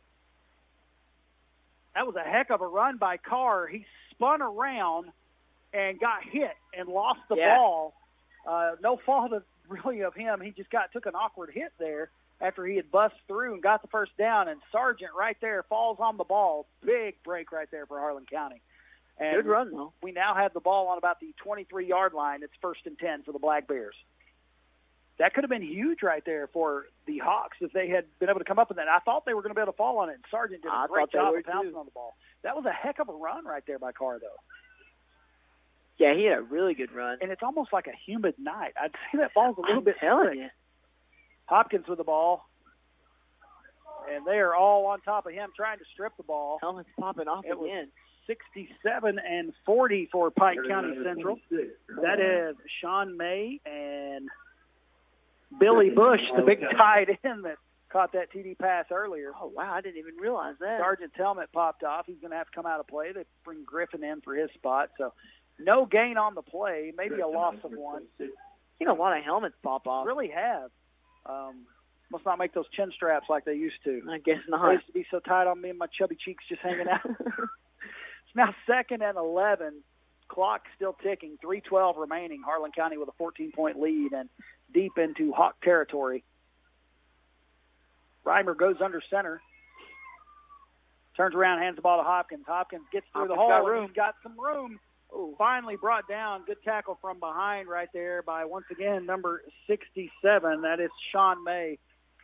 We've said his name a lot tonight. He's a good-looking defensive player there for that Hawk team. Yeah, he is tough. Made a lot of tackles tonight. Looks like Hopkins took that ball down right about the 13-yard line. So it's going to be 1st and 10 now for the Black Bears. 2:47 remaining.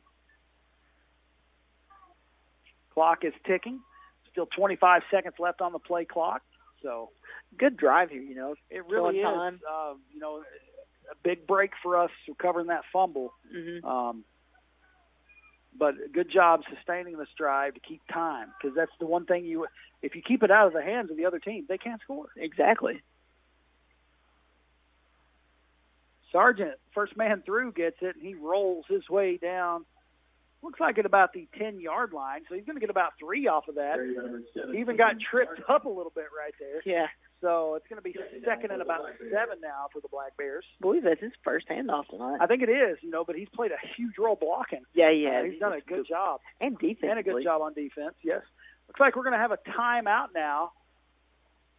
Timeout's going to be called by Pike County Central. With 1:58 left, Harlan County knocking on the door to score yet again. It's 52-38 in favor of Harlan County. We'll take you back to the station for a quick commercial break. You're listening on 105.1 WTUK.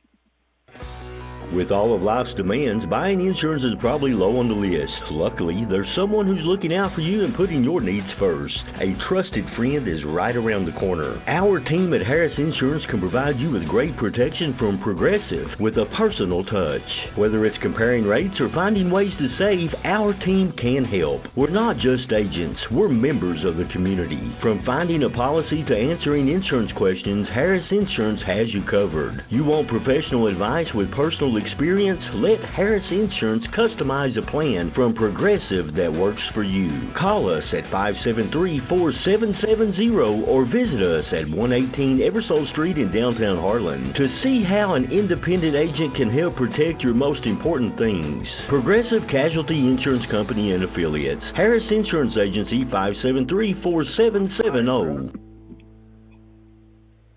Welcome back to Pike County Central. Harlan County with the ball, 2nd and 7 from about the 10-yard line. Only a minute 58 remaining in the game, and Harlan County has a 14-point lead, 52-38. I tell you what, this has been a heck of a game to watch. It has been so fun. Glad to see these guys having so much fun out here tonight. I tell you what, this Pike County Central team, they're no joke. They're a tough little team. Yeah, they are. Got a heck of an offense, too. Reimer under center. Everyone gets set. Turns around to pass. I thought he was going to throw it. He's going to throw it to the back of the end zone for Swanner. A little too high for Swanner. Going to be incomplete. I thought he had Swanner on that crossing route right there at the beginning. And Reimer knocked down there. He's getting up. He's okay. It's going to be now on that incompletion, 1:52 left. It's going to be 3rd and 7 now. I thought he was going to hit Swanner when Swanner first cut across the field. It was a good job by Swanner not ending the route. He cut back. The ball just went a little high. Really wasn't a bad throw. He threw it up to keep it away from the defender. Yeah, he kind of had to. A little bit out of the reach of Swanner. I thought Swanner was coming down with it. I thought he was, too. He got up there. But like I said, on a humid, and it's weird, here we are in the middle of September, and you're talking about it kind of being humid. It's just kind of humid here tonight, muggy. Yeah, I know, and I had long sleeves on tonight, Not this chubby guy. I came in shorts and a short sleeve T-shirt. It's a little too warm for me. I'm ready for that fall weather, 70 degrees, 50 degrees. I am too. I like that. Lined up once again. They got Jordan under center. Jordan's just going to keep it and run it, and he takes it up to about the 6-yard line. Little quarterback keeper there designed for Jordan. Nice. His first handoff of the night. That's going to bring up 4th and probably about 4 from about the. Looks like they're on about the. I can't really tell from here, but about the 8-yard line maybe. But it's we're going to say 4th and 4, but Pike County Central calls the timeout once again. We'll just keep it right here during this timeout. We talked about Reimer kind of went down there at the end of that pass play, and they let Jordan come in and run a play under quarterback. I tell you what, he kind of changes the dynamic a little bit when you have, having Jordan, Sargent, Hopkins and Carr in the backfield. Man, that changes things up too. Yeah. And I'm not going to lie. And Swanner had to go catch. Reimer has some legs as well. A lot of people don't realize, he plays basketball. He's 6'6". He has a long stride. Yep. And if he gets going, but he can really take off. He's really been working as a pocket quarterback, really working on getting that game together. And I tell you what, I'm impressed with the improvement I'm seeing each game from this young team. They're awesome, man. It's so fun to watch because they really have improved. Now Harlan County is going to call a timeout as soon as they get back to the field. So with that timeout, we will take you back to the station for a quick commercial break. You're listening on 105.1 WTUK.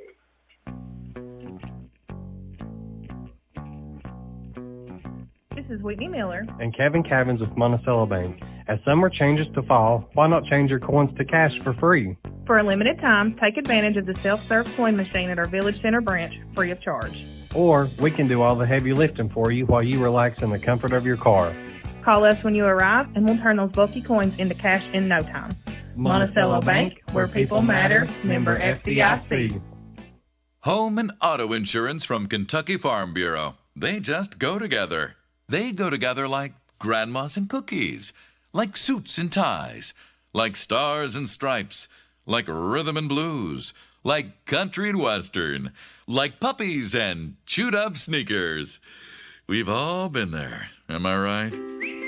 Save when you bundle your home and auto insurance. Kentucky Farm Bureau, big on commitment.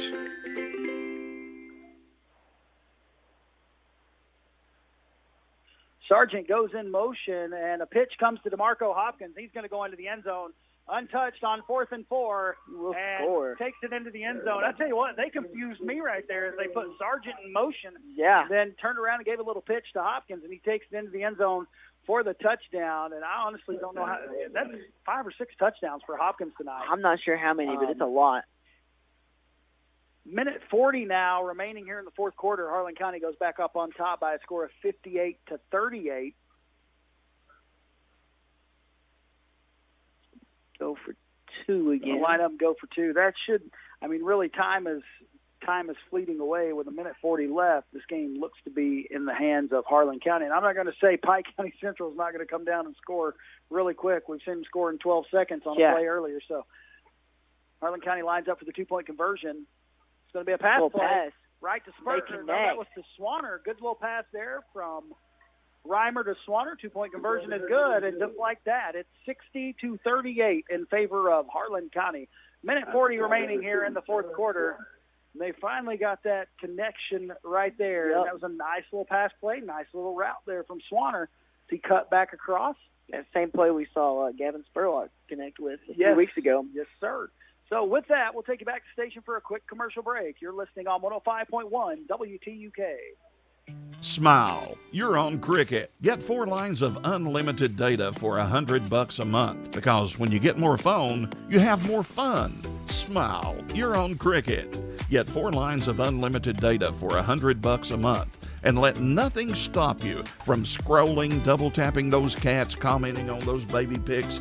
Save that yummy recipe. Because when you get more phone, you have more fun. Smile. You're on Cricket. Welcome back to Pike County Central, home of the Hawks, where the Harlan County Black Bears have came into town enjoying a 60-38 lead with 1 minute 40 seconds remaining here in the fourth quarter. I'm really going to have to go down through here and find out if anybody has any stats at the end of this game because I really want to see some of these stats. I'd love to see some. Kick is covered up there by Blankenship. We've said his name a lot on special teams. Kicked it to him. Good job by him staying on his feet with like 3 or 4 men wrapping him up. Good pursuit there by the Harlan County Black Bears, including number 44, Darren Allred. Zach Potter was in there on that one as well. And I do believe also number 64, Isaac Downs, in there on that tackle after kicking the ball. Nice. Love to see that. You like to see it. Well, when your kicker's a lineman as well, he's wanting to get down and dirty as well. They will get lined up here. Pike County Central coming out. I've not seen number 32, Matt Anderson, come back on the field. I'm just hoping. He's got his helmet off across there, straight across from him. I'm hoping and praying that young man's all right. He is on his feet, so that's a good sign. Seems to be okay. Coming off an injury, that's got to be scary. Yeah. You don't want to re-injure yourself. Probably just resting for the game. Ball comes back to Boykins. He's going to back up and look to throw. Nope, he's going to tuck it and try to run. Good job of containment there. And Sargent. Nice tackle. Good open field tackle. I mean, because Boykins is quick, and he got to the side, and Sargent leaped out at him and made him trip up. And it's going to be pretty much no gain on the play. It's a good open field tackle right there. By Sargent. And it was good containment because they were watching Boykins the whole time. They were watching him because they didn't think he was going to pass the ball. They were watching for that run. And that keeps the clock running. It does, and it's now going to tick down to under a minute remaining. One wide out to the left, one to the right. Boykins now with the handoff. No, he keeps it himself. He handed it. I thought he gave it to Perez. Man, he does a good job of eluding people. He's still going. Finally going to be brought down there. It looks like across midfield, maybe all the way down to about the 32-yard line. That was Sargent on the tackle once again. We've said his name a lot on defense. Yeah, we have. He's easily got 10 tackles. What I like about that is Sargent is a player, too, that, he's heading to the line to try to contain that play, and then he's coming back, not stopping on the play, and that's what you want from your defense. You keep pursuing. You do not stop, and looks like we're going to have another stop right here. It looks like Pike County Central is going to call their third and final timeout. We'll just keep it right here during this timeout. Probably trying to see what else they can do here, maybe try something. With only 48.1 seconds left in the game, they're not going to try to mount a comeback. But, this is a time in the game as a coach.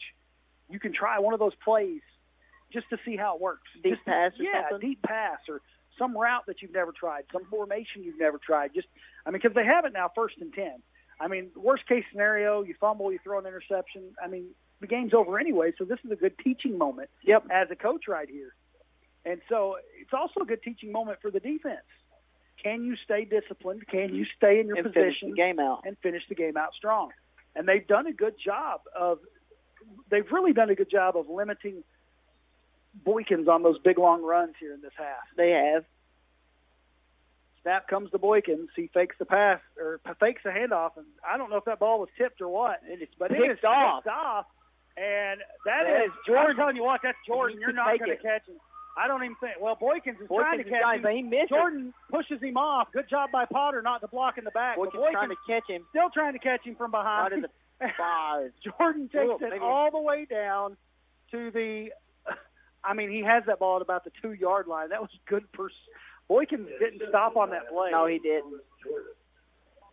I don't know if Staying down, though. And I'm a little worried now, too, after he did that. You don't want to lose your quarterback here on a play like that. I think he's just more disappointed than anything and probably tired. A little winded, They ran most of the field right there. And Harlan County on top, 60-38 with 29.9 seconds left. Probably going to take a knee right here, maybe. I don't know. They may try to punch it on in the end zone, but I think with a lead right here, you just take a knee. Jordan a little winded out there, too. Yeah, Jordan ran the ball all the way from the far side of the field at around the 18-yard line. Yeah, probably ran about 80 yards. He made Boykins miss on that first one. I thought Boykins was going to run him out of bounds right here about the 40, and then he kept going forward. And Boykins, I tell you what, it shows the speed of Boykins because Jordan is super fast. Yep. I didn't think anybody would catch him. Then when I saw Boykins wasn't even full sprint over to the side to try to cut him off. Harlan County is going to go for it, and they're going to go ahead and let Jordan take that on into the end zone, but there is a flag on the play. Going to be holding against Harlan County. They're trying to reward Jordan right there after that interception. Going back to that last play, though, it looks like Big Shoemaker's helmet came off there, so he's going to have to come off for a play. I want to wish him a happy birthday. He just had a 16th birthday this past week, got his driver's license. He's pretty pumped. Told him I was a little mad because, he got to eat his mother's cake for his birthday, and he didn't bring me any, so I was a little bit mad at him. He didn't bring me any cake, but also want to wish a very special happy birthday to our station manager, Jeff Capps. Happy birthday to Jeff. We're not going to say his age. We'll just say 30. 25. Yeah, 30, 25, 30. So 13 seconds left. Harlan County's backed up. I think we're just going to let the clock run out here. There's 20 seconds on the play clock. I think they were just trying to reward Jordan right there. Yeah, after that. After he made the pick. And as we come to an end of our game, Harlan County wins this game by a score of 60-38. We'll take you back to the station for a quick commercial break, and then we'll come back and go over some of the other scores from around the region in just a few moments on 105.1 WTUK.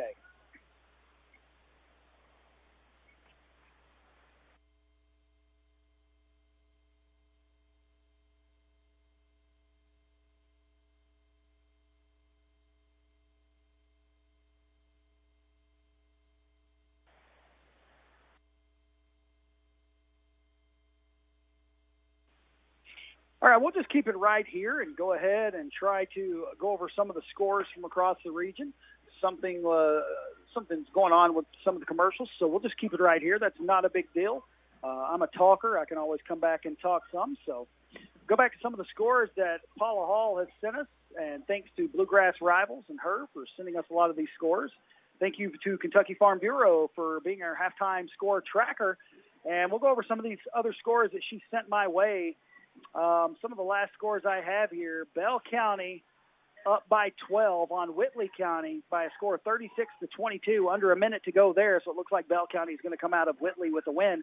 Prestonsburg defeats Floyd County by a score of 26-24. Mason County on top of Boyd County by a score of 34-0. Scott County over Paul Lawrence Dunbar, 55-0. Lawrence County defeats Magoffin County by a score of 43-14. Ryle defeats Highlands by a score of 27-13. Pikeville defeats Belfry by a score of 20-0.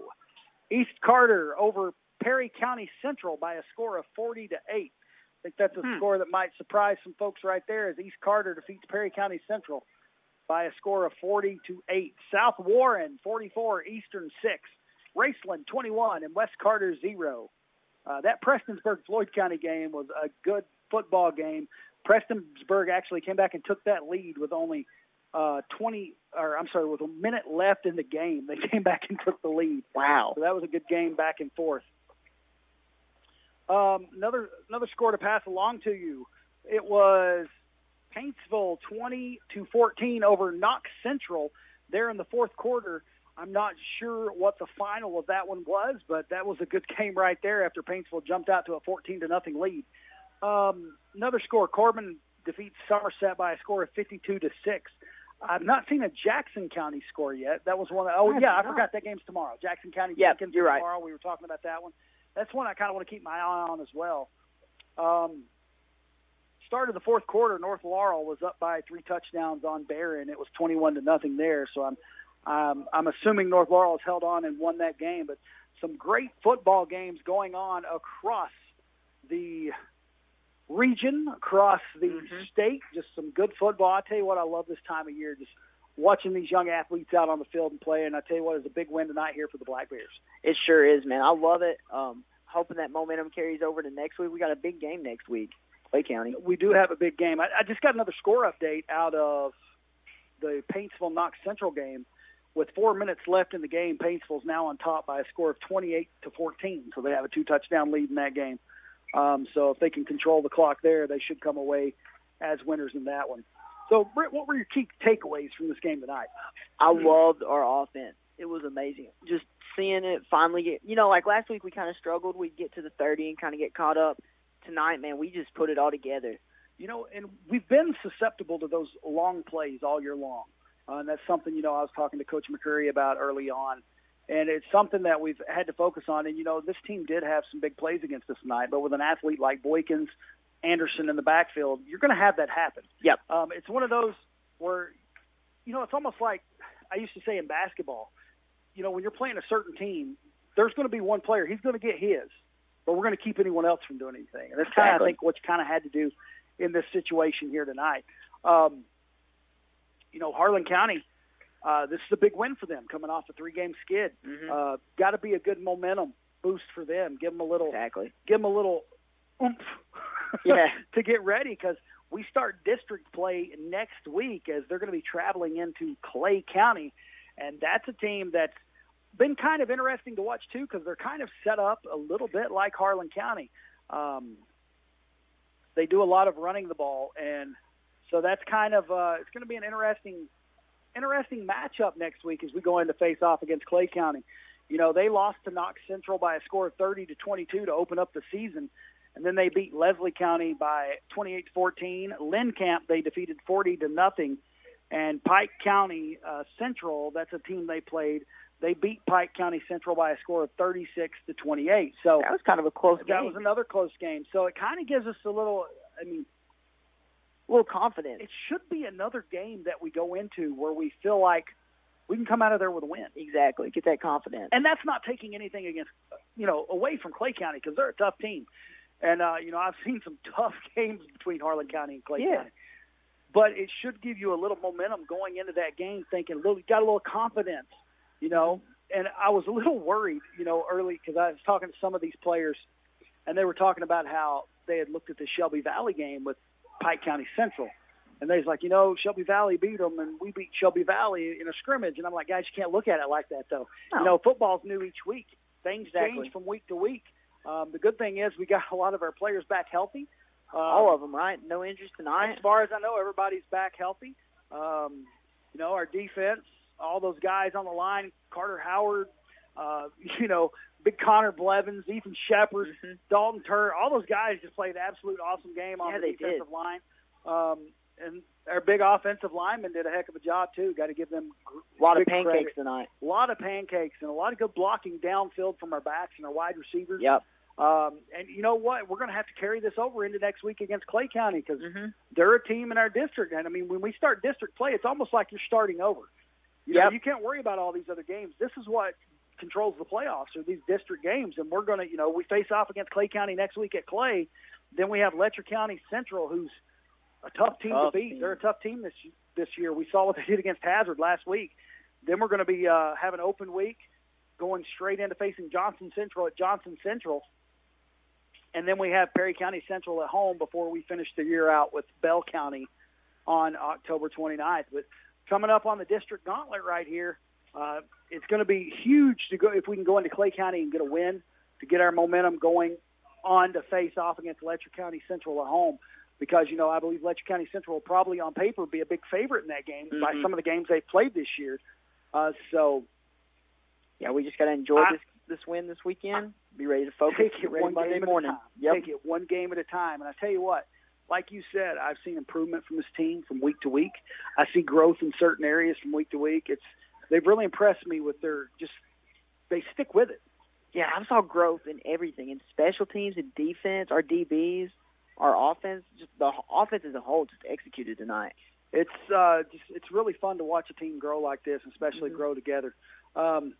Especially when it's a young team and they've got several years coming up together. I mean, of course, our seniors don't, but yeah, they've got a bright future here for Harlan County High School. But as we said, they come away winners. I believe the final score was 60-38. Your final score, 22-point win for Harlan County. So I think me and Britt at this time are going to head back over the mountain, head back to the hometown area of Putney, Kentucky. Britt, it's been fun. Another fun week with you, Martin. Another fun weekend. I tell you what, it's been awesome getting to spend this time just hanging out with my nephew, calling these football games, getting to talk sports, something we love, something we'd probably be doing anyway, even if we weren't on the radio. Eating some good food. Once again, though, don't forget tomorrow at 10 a.m., Pee Wee and flag football and all of the Pee Wee cheerleaders are going to be on a live stream on WTUKradio.com. So be sure to go over there and check that out. Watch all these young kids in action. These are your future Black Bears. So go out and watch them have a good time. Once again, also want to thank all of our sponsors.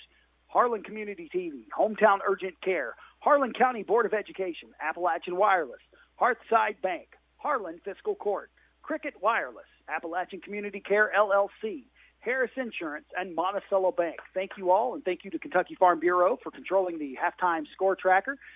And we appreciate you guys because without you, none of this would be possible. Exactly. We greatly appreciate you, and I want to thank each and every one of you for tuning in. And once again, another thank you to Paula Hall and Bluegrass Rivals for keeping us up to date on all those scores. That's something I greatly appreciate you doing for us each and every week, and I'm sure all the folks out there appreciate it as well. Well, folks, we hope you all have a great evening. We're going to hit the high road, and God bless.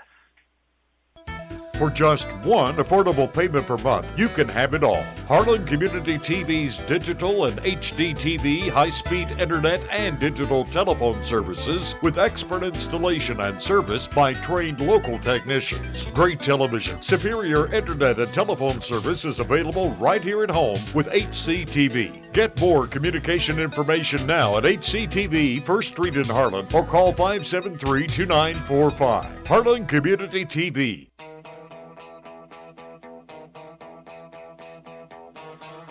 Hometown Urgent Care is open 7 days a week from 10 a.m. to 8 p.m. for lacerations, cough, bronchitis, strep, flu, COVID, and RSV testing, rashes, ear pain, IV hydration, along with medication-assisted weight loss. Hometown Urgent Care accepts most health insurances, including TRICARE, Medicare, and Medicaid. If you're in need of medical assistance, go by Hometown Urgent Care, where they have the knowledge to heal and the compassion to care in your hometown. Located just off the bypass next to Family Dollar. Phone 573-9939. 9 great schools: Black Mountain, Kaywood, Cumberland, Everts, Green Hills, James A. Kaywood, Ross Point, Wallens, Harlan County High School. They combine to provide you with an outstanding school district. The Harlan County Public Schools is educating all students with excellence in academics, arts, and athletics. Thank you for supporting Harlan County Schools. Judge Executive Dan Mosley, the Harlan County Fiscal Court and Harlan County Recycling Center would like to wish all local teams good luck. We would like to thank the many students and school system employees who help us keep our county clean through litter control and recycling. Remember, the Recycling Center is open Monday through Friday 8 to 4 and on the first Saturday of each month. For more information, call 573-9423. Be a clean machine and keep our county clean. Hearthside Bank in Harlan is a proud supporter of Black Bear sports. This is Ron Frazier with Hearthside Bank, wanting to wish the Harlan County Black Bears good luck this season. Go Bears! Hearthside Bank with 2 Harlan locations, Village Center Mall and Cumberland Avenue downtown. Member FDIC.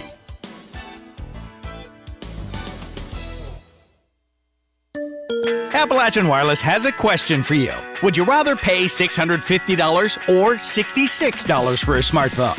If you think this answer is simple, then the Appalachian Advantage plan is for you. Pay less upfront for today's hottest smartphones, and then pay just a few dollars more every month on the monthly bill. Many smartphones are $5 a month or less after you factor in the $20 discount from the Advantage plan, compared to the contract offering. Better service, bigger savings. That's today's Appalachian Wireless. Payment agreement required. See store for details.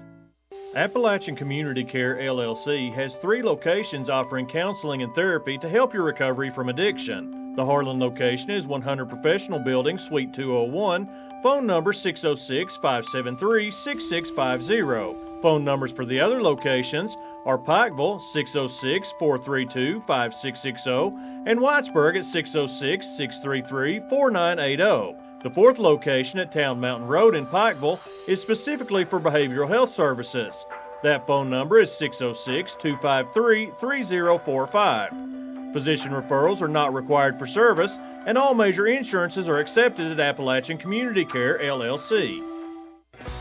With all of life's demands, buying insurance is probably low on the list. Luckily, there's someone who's looking out for you and putting your needs first. A trusted friend is right around the corner. Our team at Harris Insurance can provide you with great protection from Progressive with a personal touch. Whether it's comparing rates or finding ways to save, our team can help. We're not just agents, we're members of the community. From finding a policy to answering insurance questions, Harris Insurance has you covered. You want professional advice with personal experience? Let Harris Insurance customize a plan from Progressive that works for you. Call us at 573-4770 or visit us at 118 Eversole Street in downtown Harlan to see how an independent agent can help protect your most important things. Progressive Casualty Insurance Company and Affiliates. Harris Insurance Agency 573-4770.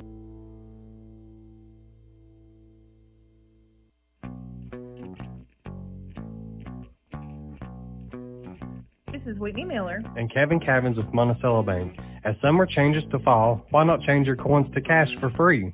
For a limited time, take advantage of the self-serve coin machine at our Village Center branch, free of charge. Or we can do all the heavy lifting for you while you relax in the comfort of your car. Call us when you arrive, and we'll turn those bulky coins into cash in no time. Monticello Bank, where people matter, member FDIC. Smile. You're on Cricket. Get 4 lines of unlimited data for $100 a month, because when you get more phone, you have more fun. Smile. You're on Cricket. Get 4 lines of unlimited data for $100 a month, and let nothing stop you from scrolling, double tapping those cats, commenting on those baby pics.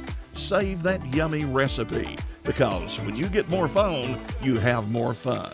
Smile. You're on Cricket.